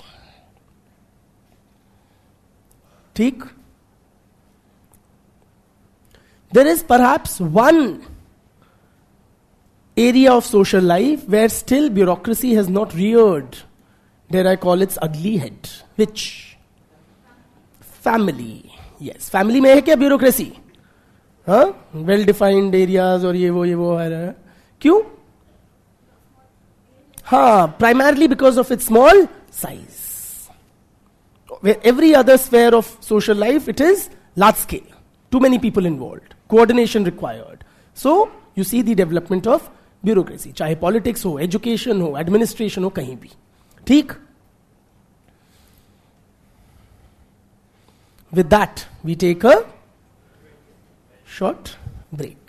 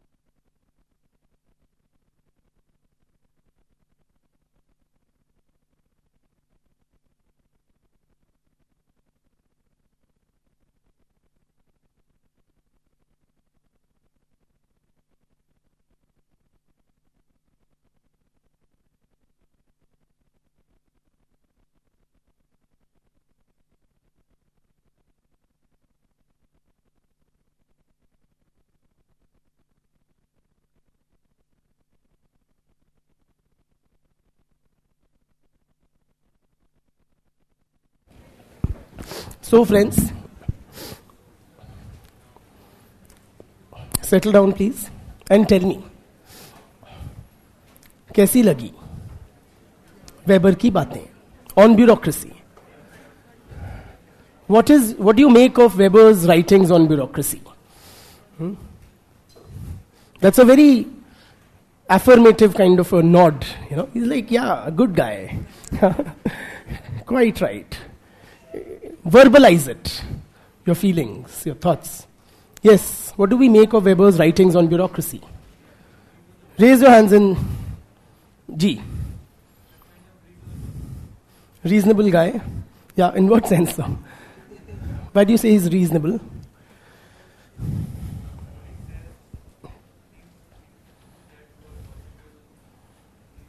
You find certain logical consistency in his writings. So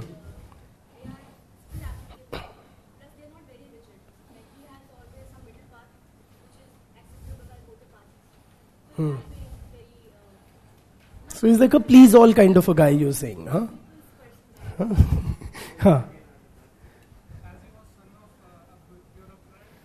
He was the son of a bureaucrat.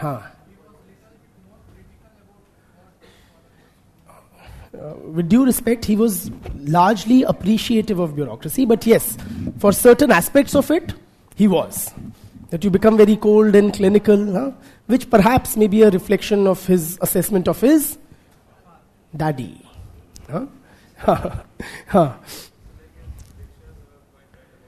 His predictions were quite right about bureaucracy becoming all pervasive.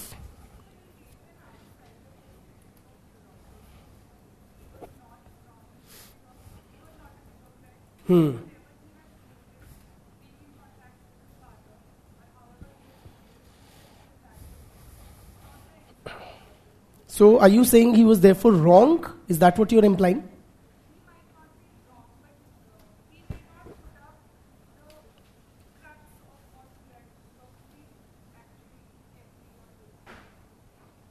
Okay.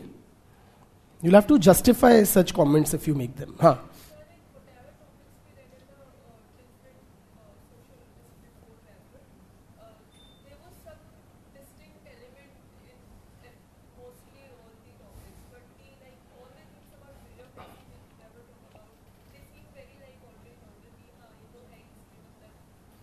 They are very intuitively right.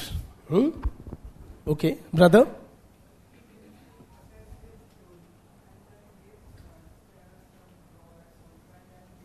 तो you saying कितना बढ़िया balanced आदमी है, खुद की कमियां भी बता रहा है या खुद ही के कॉन्सेप्ट की कमियां भी बता रहा है, और उसके साथ के साथ सॉल्यूशंस भी. यही तो हमें अपने आंसर्स में भी करना है ना. और बताइए brother.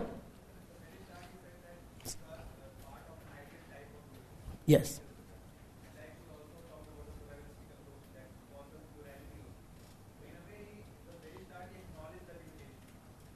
he acknowledges the limitations. Yes.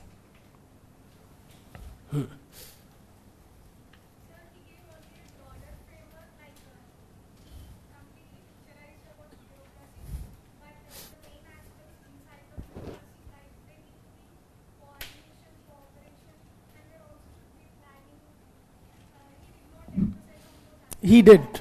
To be fair, he did. It's something we may have missed in our limited discussion on it, but he did.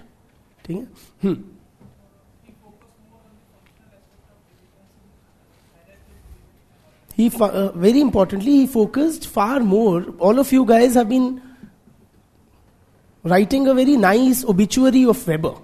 कितना बढ़िया आदमी था.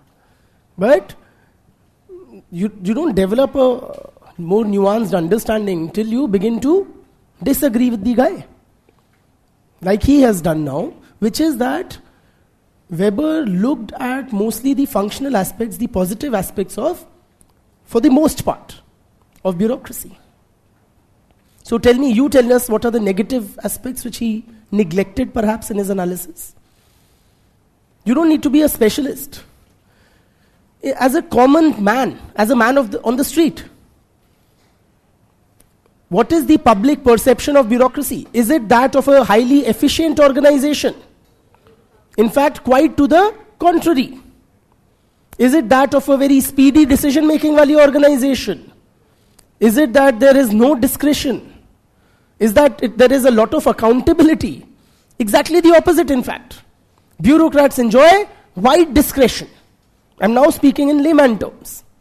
आम आदमी की तरह मैं बोल रहा हूं. Yes or no? Bureaucracies have no accountability. In fact, there is a lot of buck passing. कि जी मेरी जिम्मेवारी नहीं है, मैंने तो ऐसे कर दिया था. Are you with me?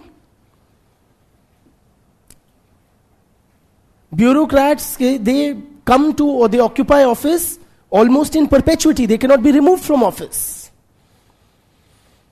Bureaucracy is a breeding ground for corruption. You talking about accountability. Yes or no?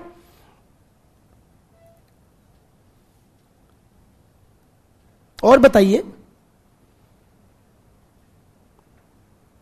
One of you had compared, during the break, bureaucracy to, or this concept of the Weber's analysis of bureaucracy to Marxist concept of alienation. Which one of you was that? Yeah, what was that?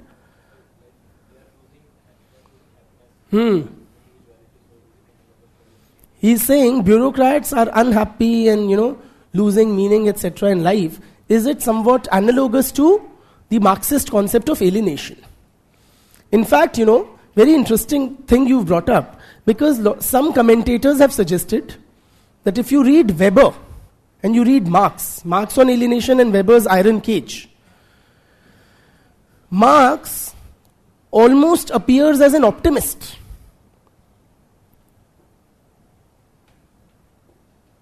क्यों? Alienation will eventually end.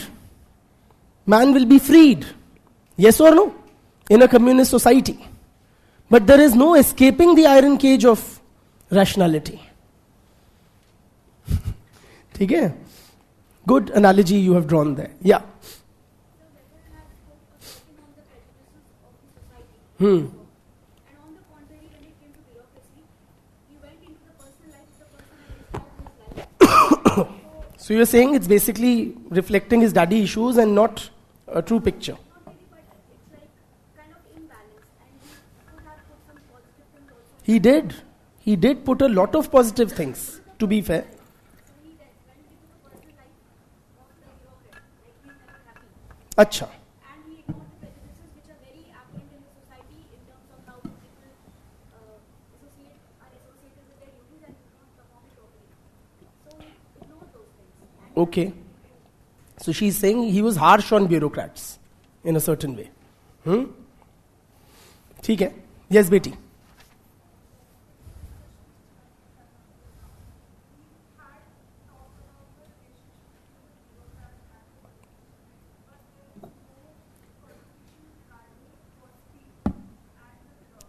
Regarding the people and the bureaucracy. As far as Weber is concerned, the people are the biggest beneficiaries of the bureaucratic structures in modern democracies. हमें ही तो फायदा हो रहा है. सरकारी schemes, everything is reaching us fastly and efficiently and predictably and everything. चलिए. Thank you. Let us now discuss some in a structured manner some of these and other scholarly criticisms of Weber's notion of bureaucracy. Heading दे दीजिए criticisms.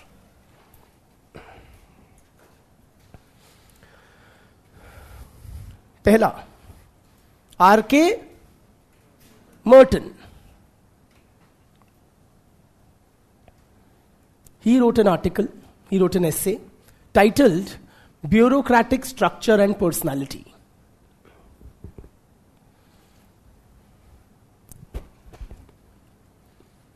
Bureaucratic Structure and Personality was the title of Merton's essay, in which Merton highlights the dysfunctional aspects of bureaucracy. Merton highlights the dysfunctional aspects. मतलब negative consequences of bureaucracy.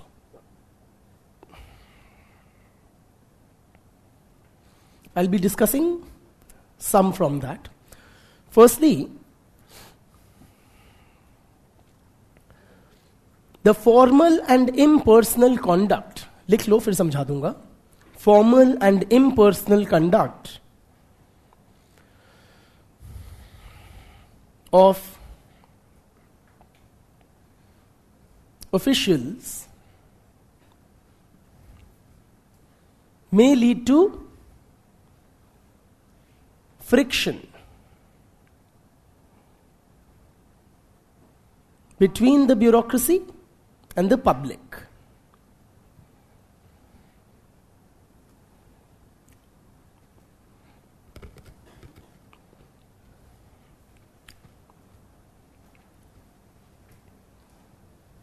Formal and impersonal conduct of the officials may lead to friction between the members of the public and the bureaucratic organization. Simply put, friends, what I'm trying to say, simply put, that in certain situations, people may expect somewhat of a personal touch, a certain degree of empathy. Are you with me? Rather than the very cold, impersonal treatment which bureaucracy offers you. Are you with me?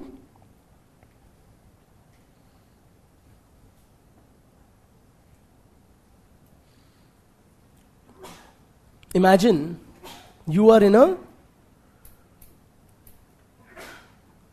very severe pain in your stomach. You visit a government hospital. And what are you told? ये form भरिए, उस line में लगिए, token लीजिए, फिर 2:30 बजे उधर आ जाइएगा, फिर वो देखेंगे, उसके बाद उधर इधर उधर. What were you expecting? कोई प्यार के 2 शब्द बोल लेता, क्या हुआ बेटा? कुछ गलत खा लिया था क्या? Simply in an exaggerated manner, but point is that where you may expect empathy, it may not be forthcoming. Because that's how the bureaucracy as an organization is structured. Yes or no?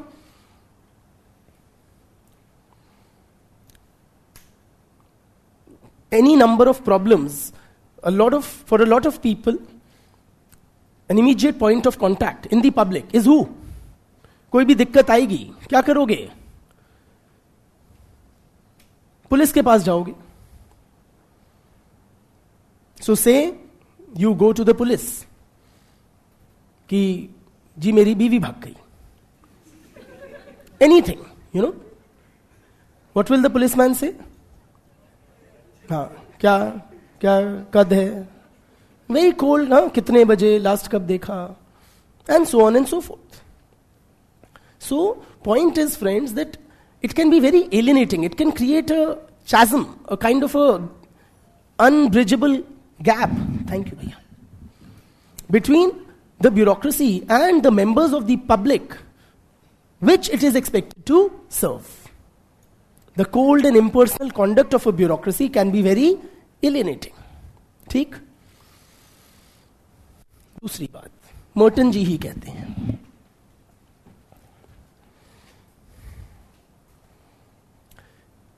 Now, please appreciate, friends, bureaucracy is a rules-based organization. Yes? So everything a bureaucrat does is as per the rules. Yes or no? So, in a bureaucratic structure, there is an overemphasis on following the rules. There is an overemphasis on following the rules. In a bureaucracy, there is overemphasis on following the rules.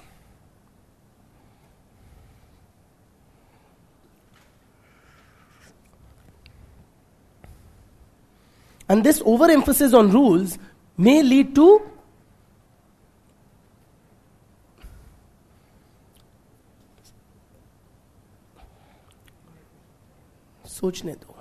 may lead to don't prompt me please, may lead to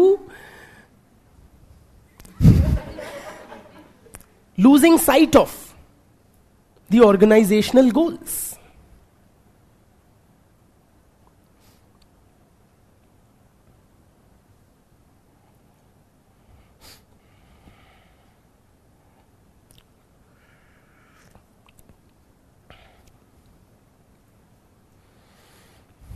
Meaning what, friends? See, what are rules?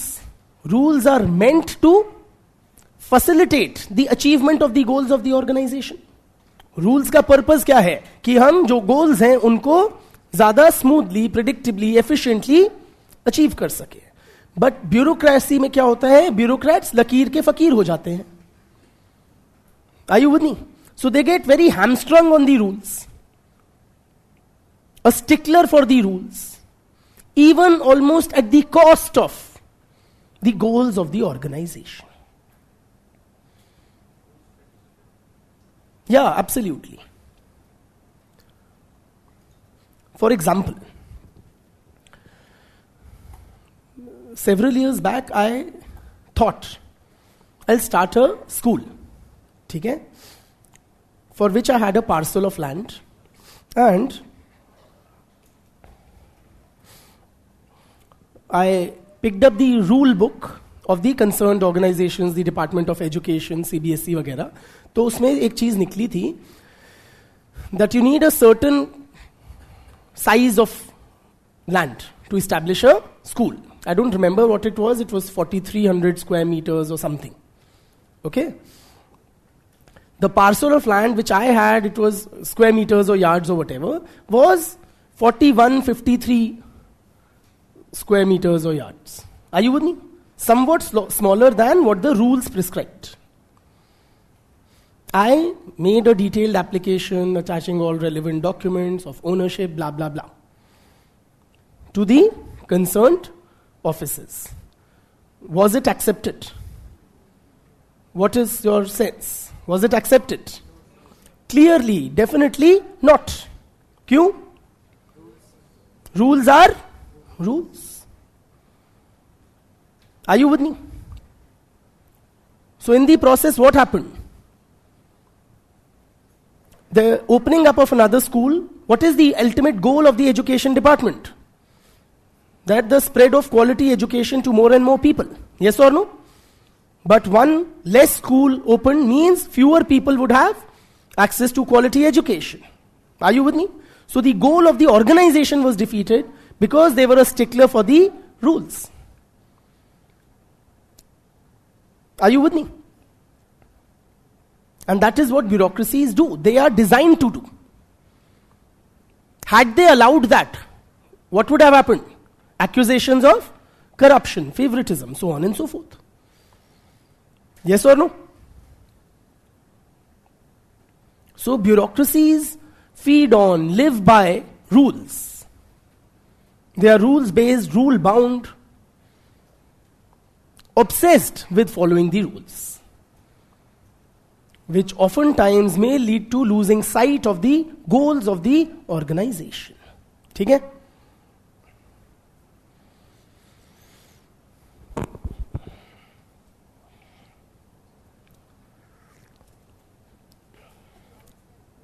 Sorry?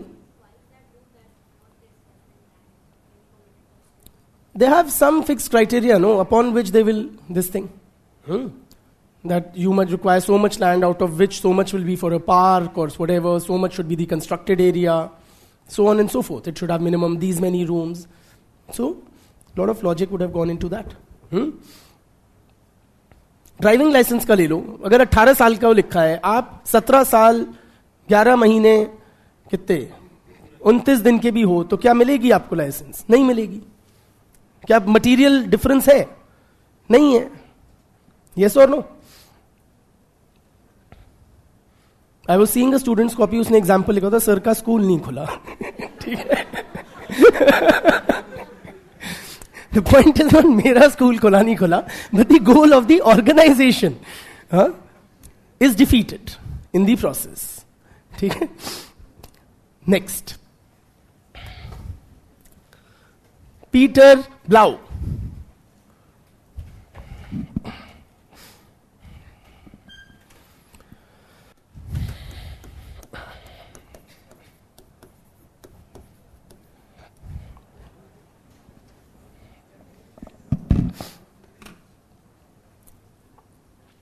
What Weber says, friends, that bureaucracy has formal structure, formal communication channels, formal procedures, rules and regulation, everything.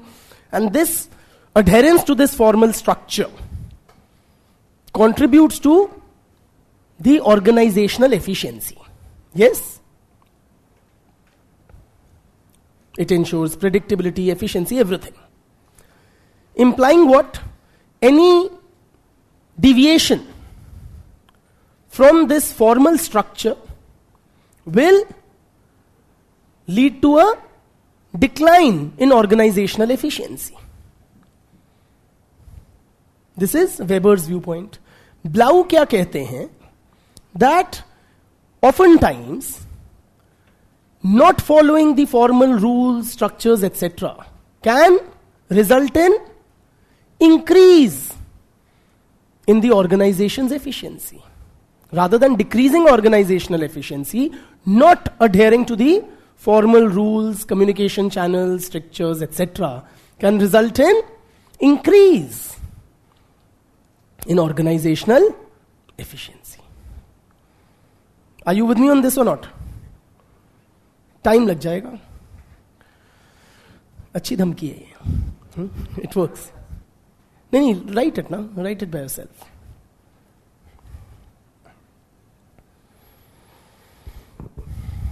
Simply not following the formal rules, etc. may increase efficiency, according to Blau.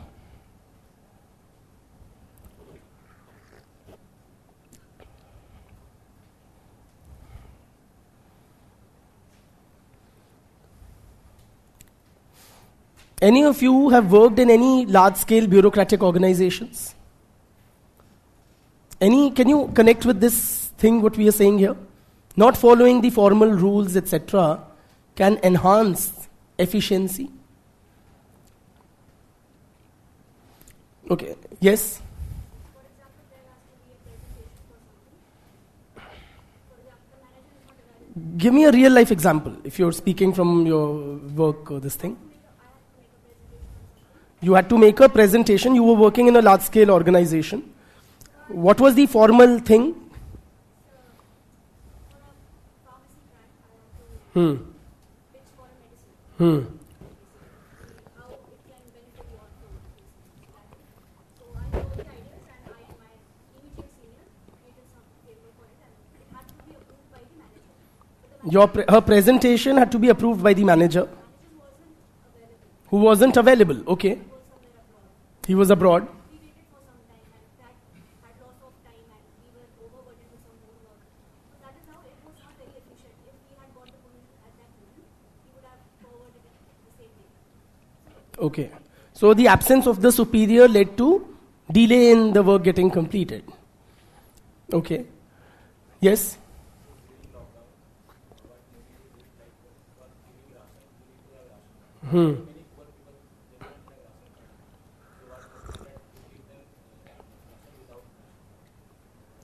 हाँ बिल्कुल. Say, I used to work in a multinational bank. Okay, I'll share some personal experience. Long years back, 20 years back, fresh out of college, and my first job, and I was very handsomely paid. Okay, it was like $50,000 a month, which was a very good amount that time. And it was Citibank. Okay? And I was a wealth manager there. And my boss was the branch manager of that branch. It was in Ludhiana.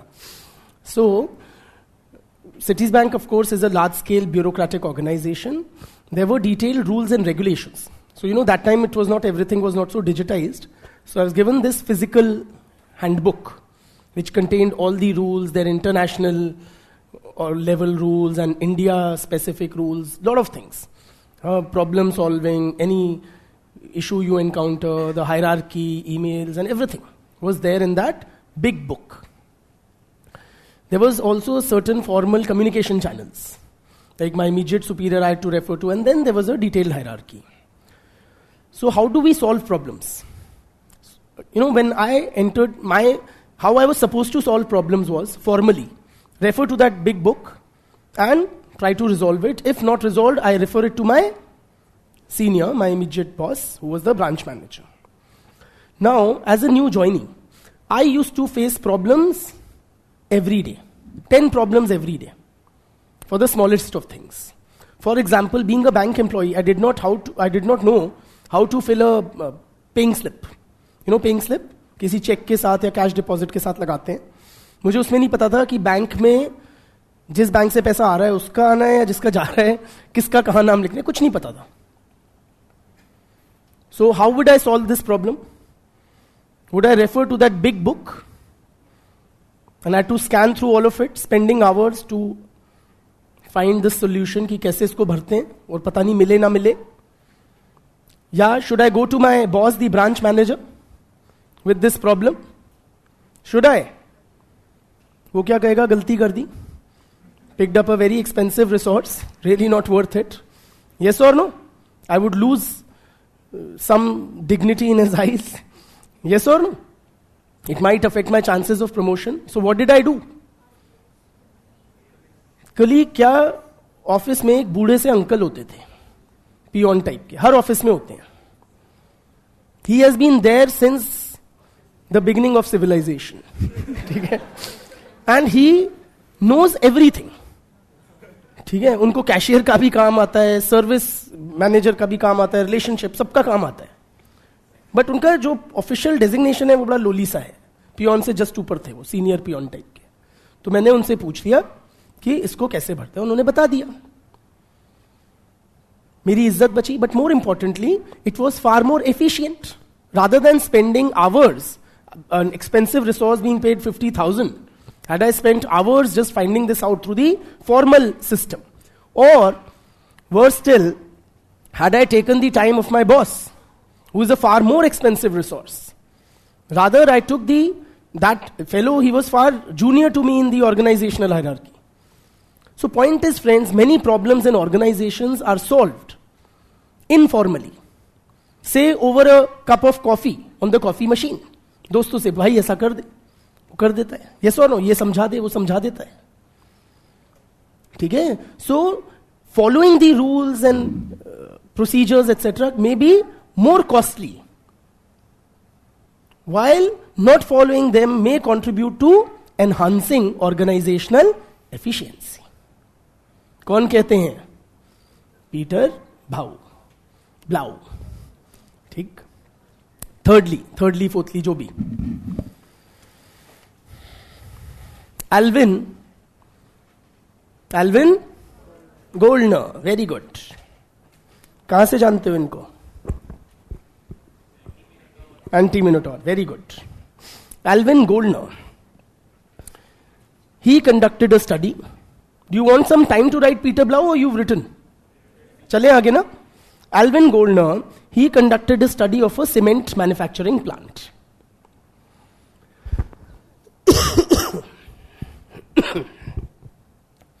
In a cement manufacturing plant, there are two units. There are two parts. There is a mine and there is a factory. Mine से MINE. Mine में limestone mining होती है. Limestone is a major input in cement manufacturing. And then it is processed in the factory. ठीक है? In one of these two units, there was a proper bureaucracy. In the other, there was no bureaucracy. When I say there was bureaucracy, matlab formal rules, hierarchy, laid down procedures, etc. In the other, these were absent. So where there was bureaucracy, in the mine or in the factory? Mine या factory? What? नहीं. You're just disagreeing with others. Huh? In the mine or factory, would you expect a high degree of bureaucratization? Factory. Good. Why? Why the mine doesn't have bureaucracy while the factory does? Sorry? So, large scale mining? Huh.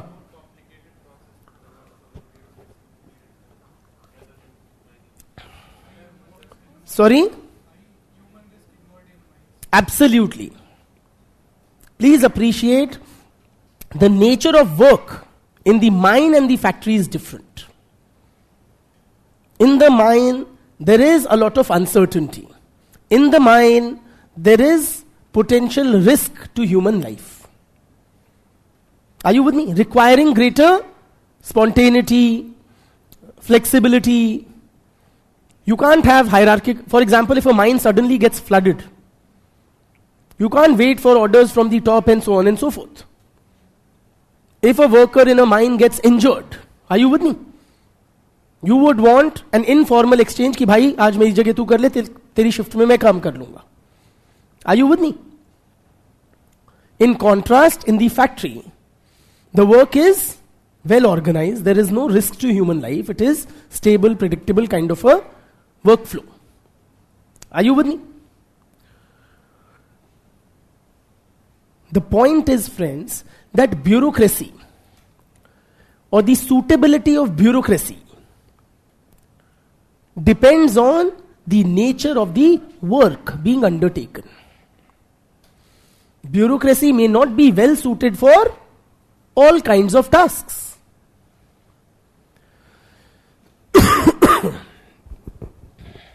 Bureaucracy may not be well suited for all kinds of tasks.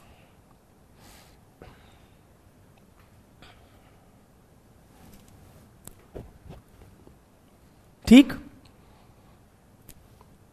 Whether it is suitable or not depends on the nature of the work being undertaken. Nextly, Burns and Stoker.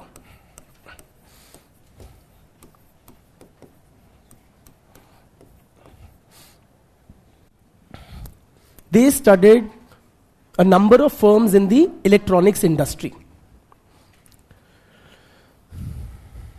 Burns and Stoker studied a number of firms in the electronics industry. ठीक? Some of the firms had mechanistic structures.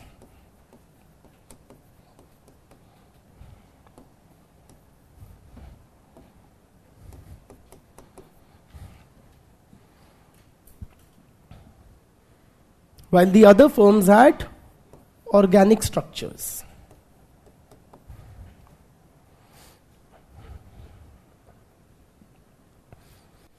Mechanistic structures mean what?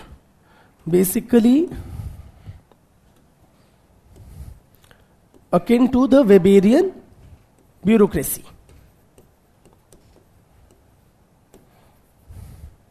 Proper hierarchies with clearly defined areas of authority, responsibility, and the works. Right?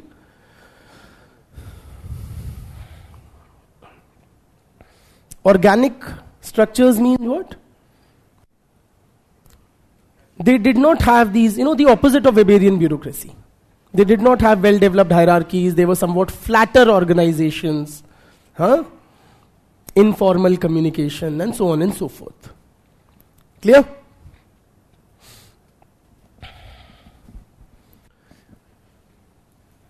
Which of these firms were more successful?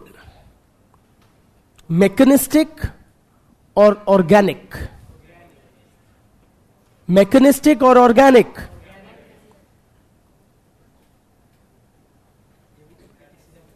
And you are wrong. Which firms were more successful? And you are wrong. It depends upon the environment. Which firms were successful was dependent upon the environment.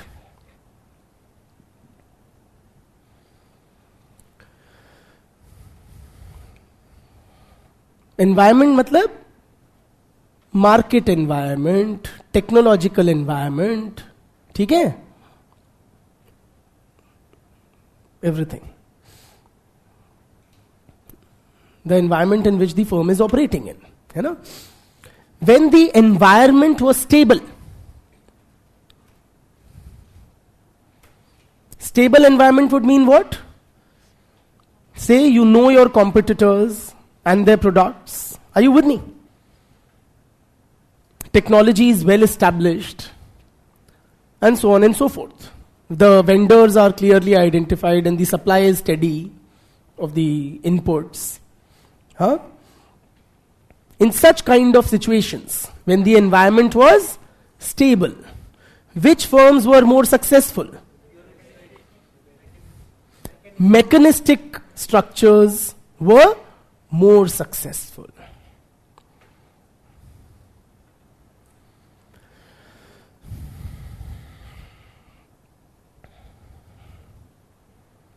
But when the environment was dynamic, rapidly changing, then which firms were more successful? Organically structured firms were more successful.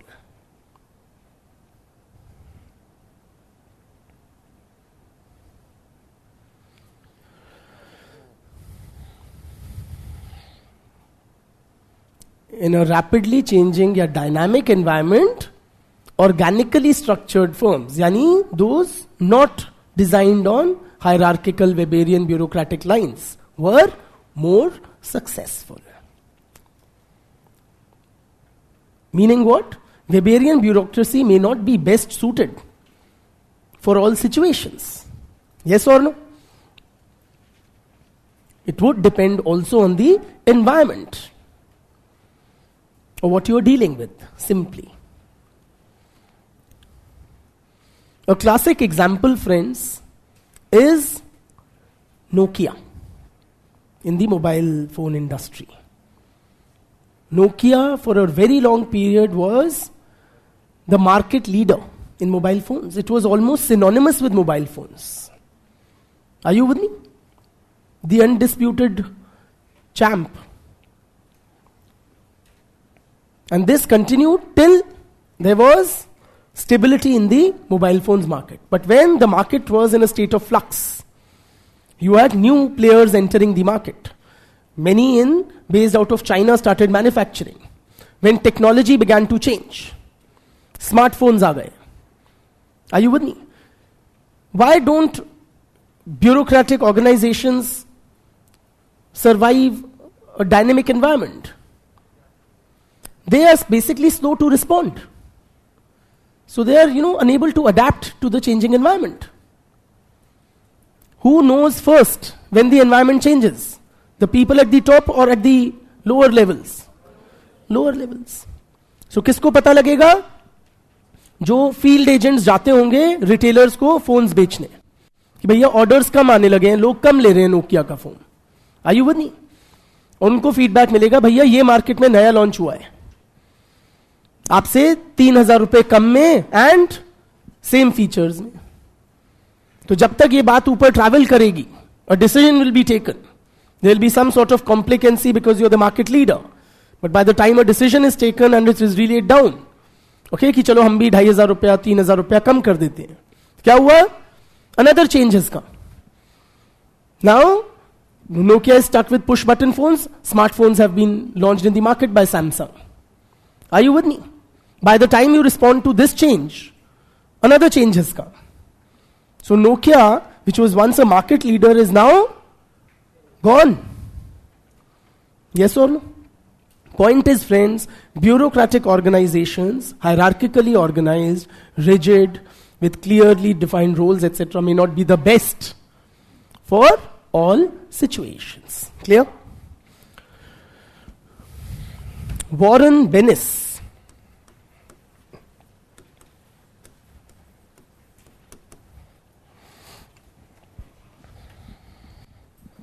he makes a very,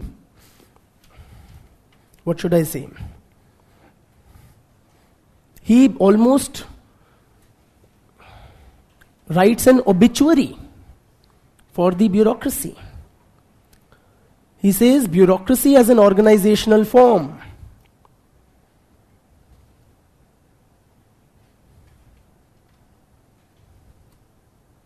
will meet its end, possibly within our lifetime.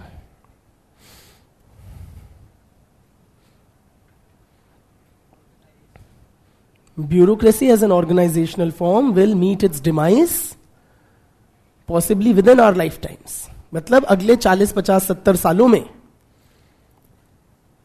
Bureaucracy खत्म, Tata, bye bye. ठीक. So bureaucracy has well served a purpose as an organizational structure for a long period, but now its time is up. It has outlived its utility. So he suggests that bureaucracy will possibly be replaced by temporary work systems. Temporary work systems.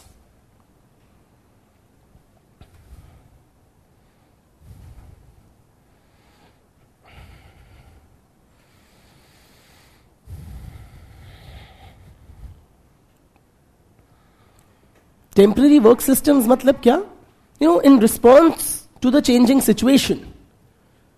Say in an organization, whoever have these skill sets, knowledge, abilities to respond to it in an effective manner, they will be brought together as the lead team. For example, say we are in a multinational corporation, large-sized organization. You are, say, VP.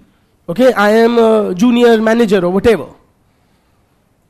Now you have other skill sets, I have other skill sets. Now there is some new situation has arisen, our old vendor has stopped supplying us goods.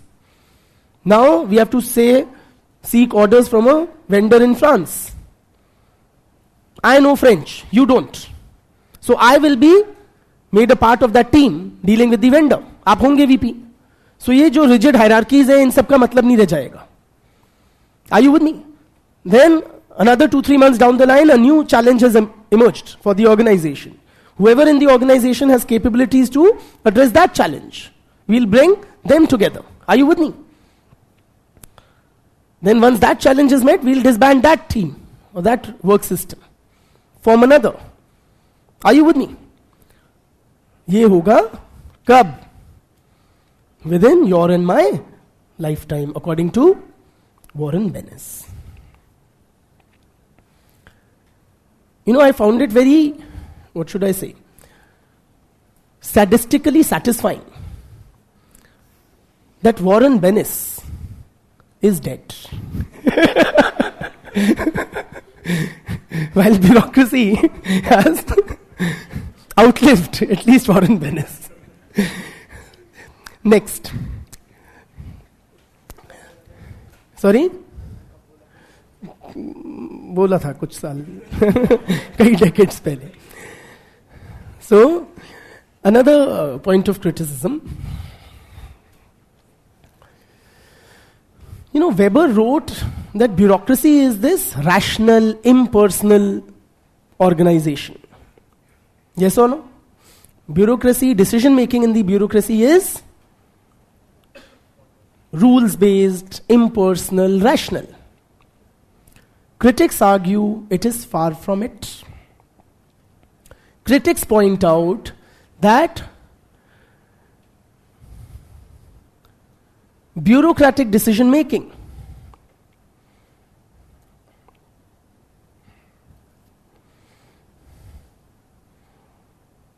mirrors the prejudices.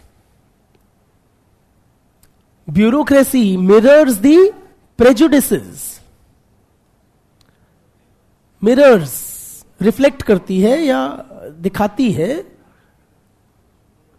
शीशे कांच क्या होते हैं mirrors आईने mirrors the prejudices prevalent in the wider society.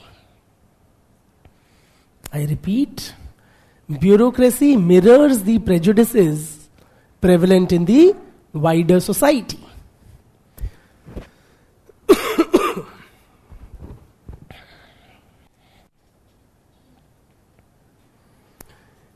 Bureaucrats कौन होते हैं?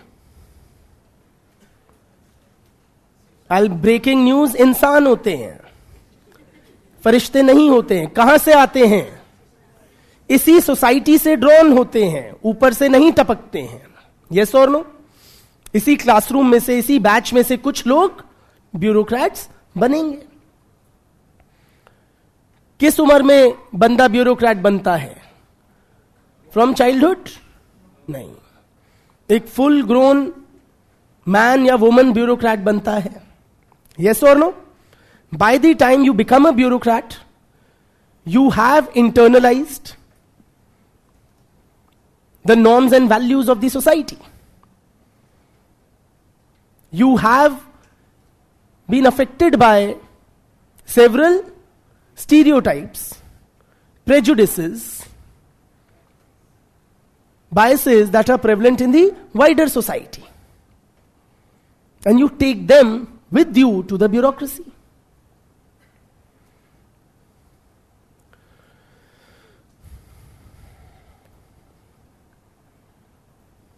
For example, feminist critics point out that bureaucracy is a male-dominated organization.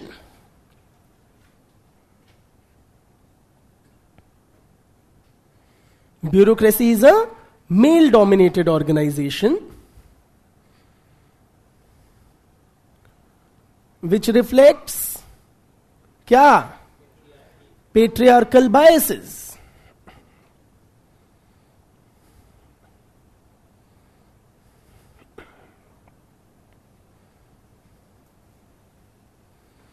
साफ बात है, मैं एक बंदा हूं, part of the patriarchal Indian society. तो how do I want my लुगाई to be submissive and compliant? Yes or no? And dabi dhaki, and so on and so forth. Then, how do I want my female colleague in office? So, a lot of male members of the bureaucracy really have problems in dealing with female superiors. Are you with me? Because of the patriarchal mindsets and attitudes that we bring with us to the bureaucracy.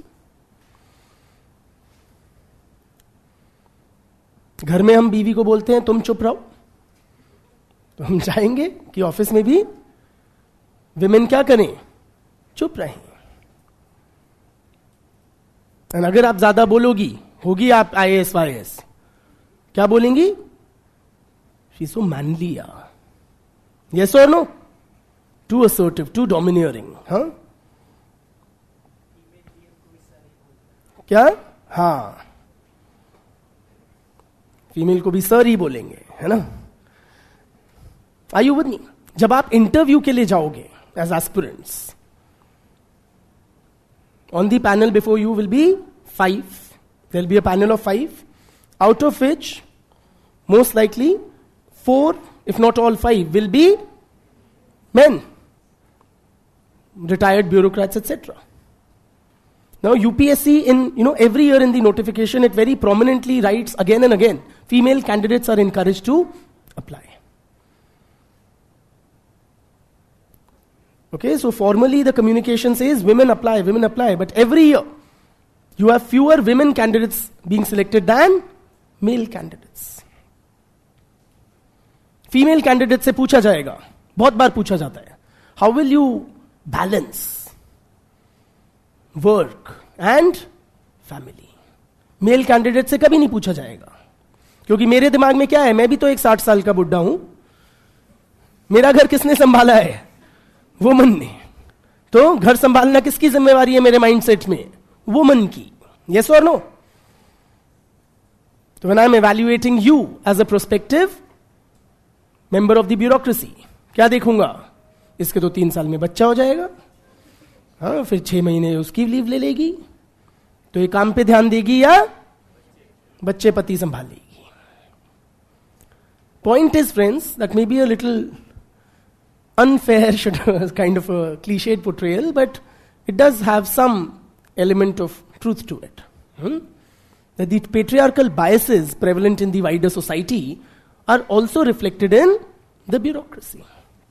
Similarly, critics may suggest that in Indian society there is prevalent a anti-Muslim bias. Yes or no?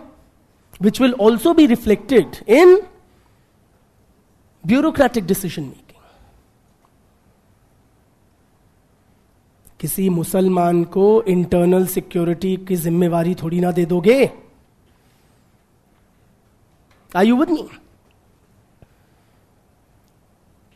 There are casteist biases. We are a caste-ridden society and there are casteist biases prevalent in Indian society which also get reflected in the bureaucracy. So, when members of the lower castes join the bureaucracy, become one of the officers in a bureaucracy, there is always a question mark on their competence.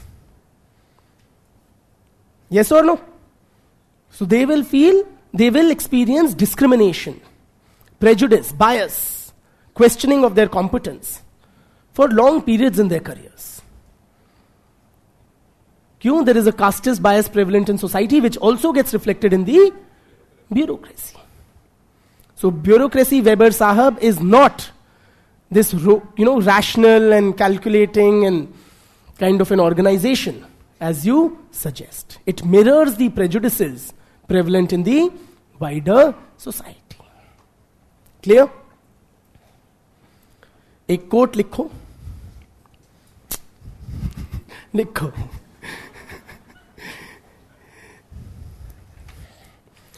No government ever reduces itself in size. No government ever reduces itself in size. Full stop. Government programs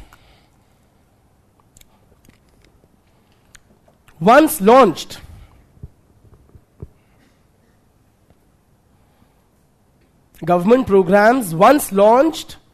never disappear.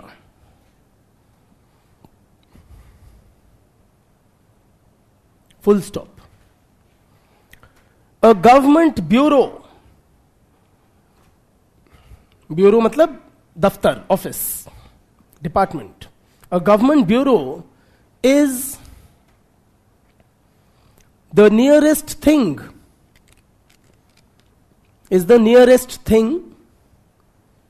to eternal life.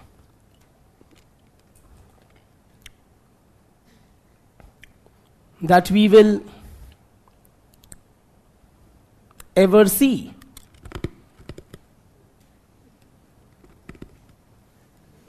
You hear that? I know. A government department is the nearest thing to eternal life that we will ever see on this earth.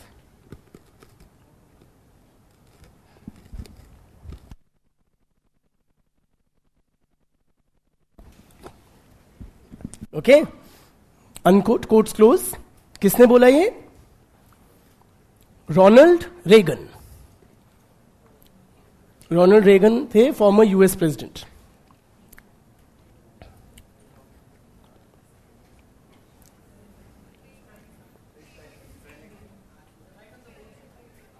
I don't know.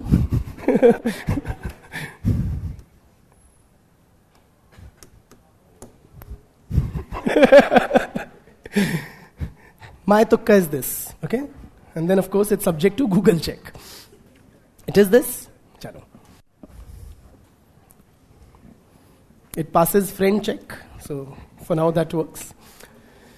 What we are saying here is, now this is of course in a lighter vein, okay?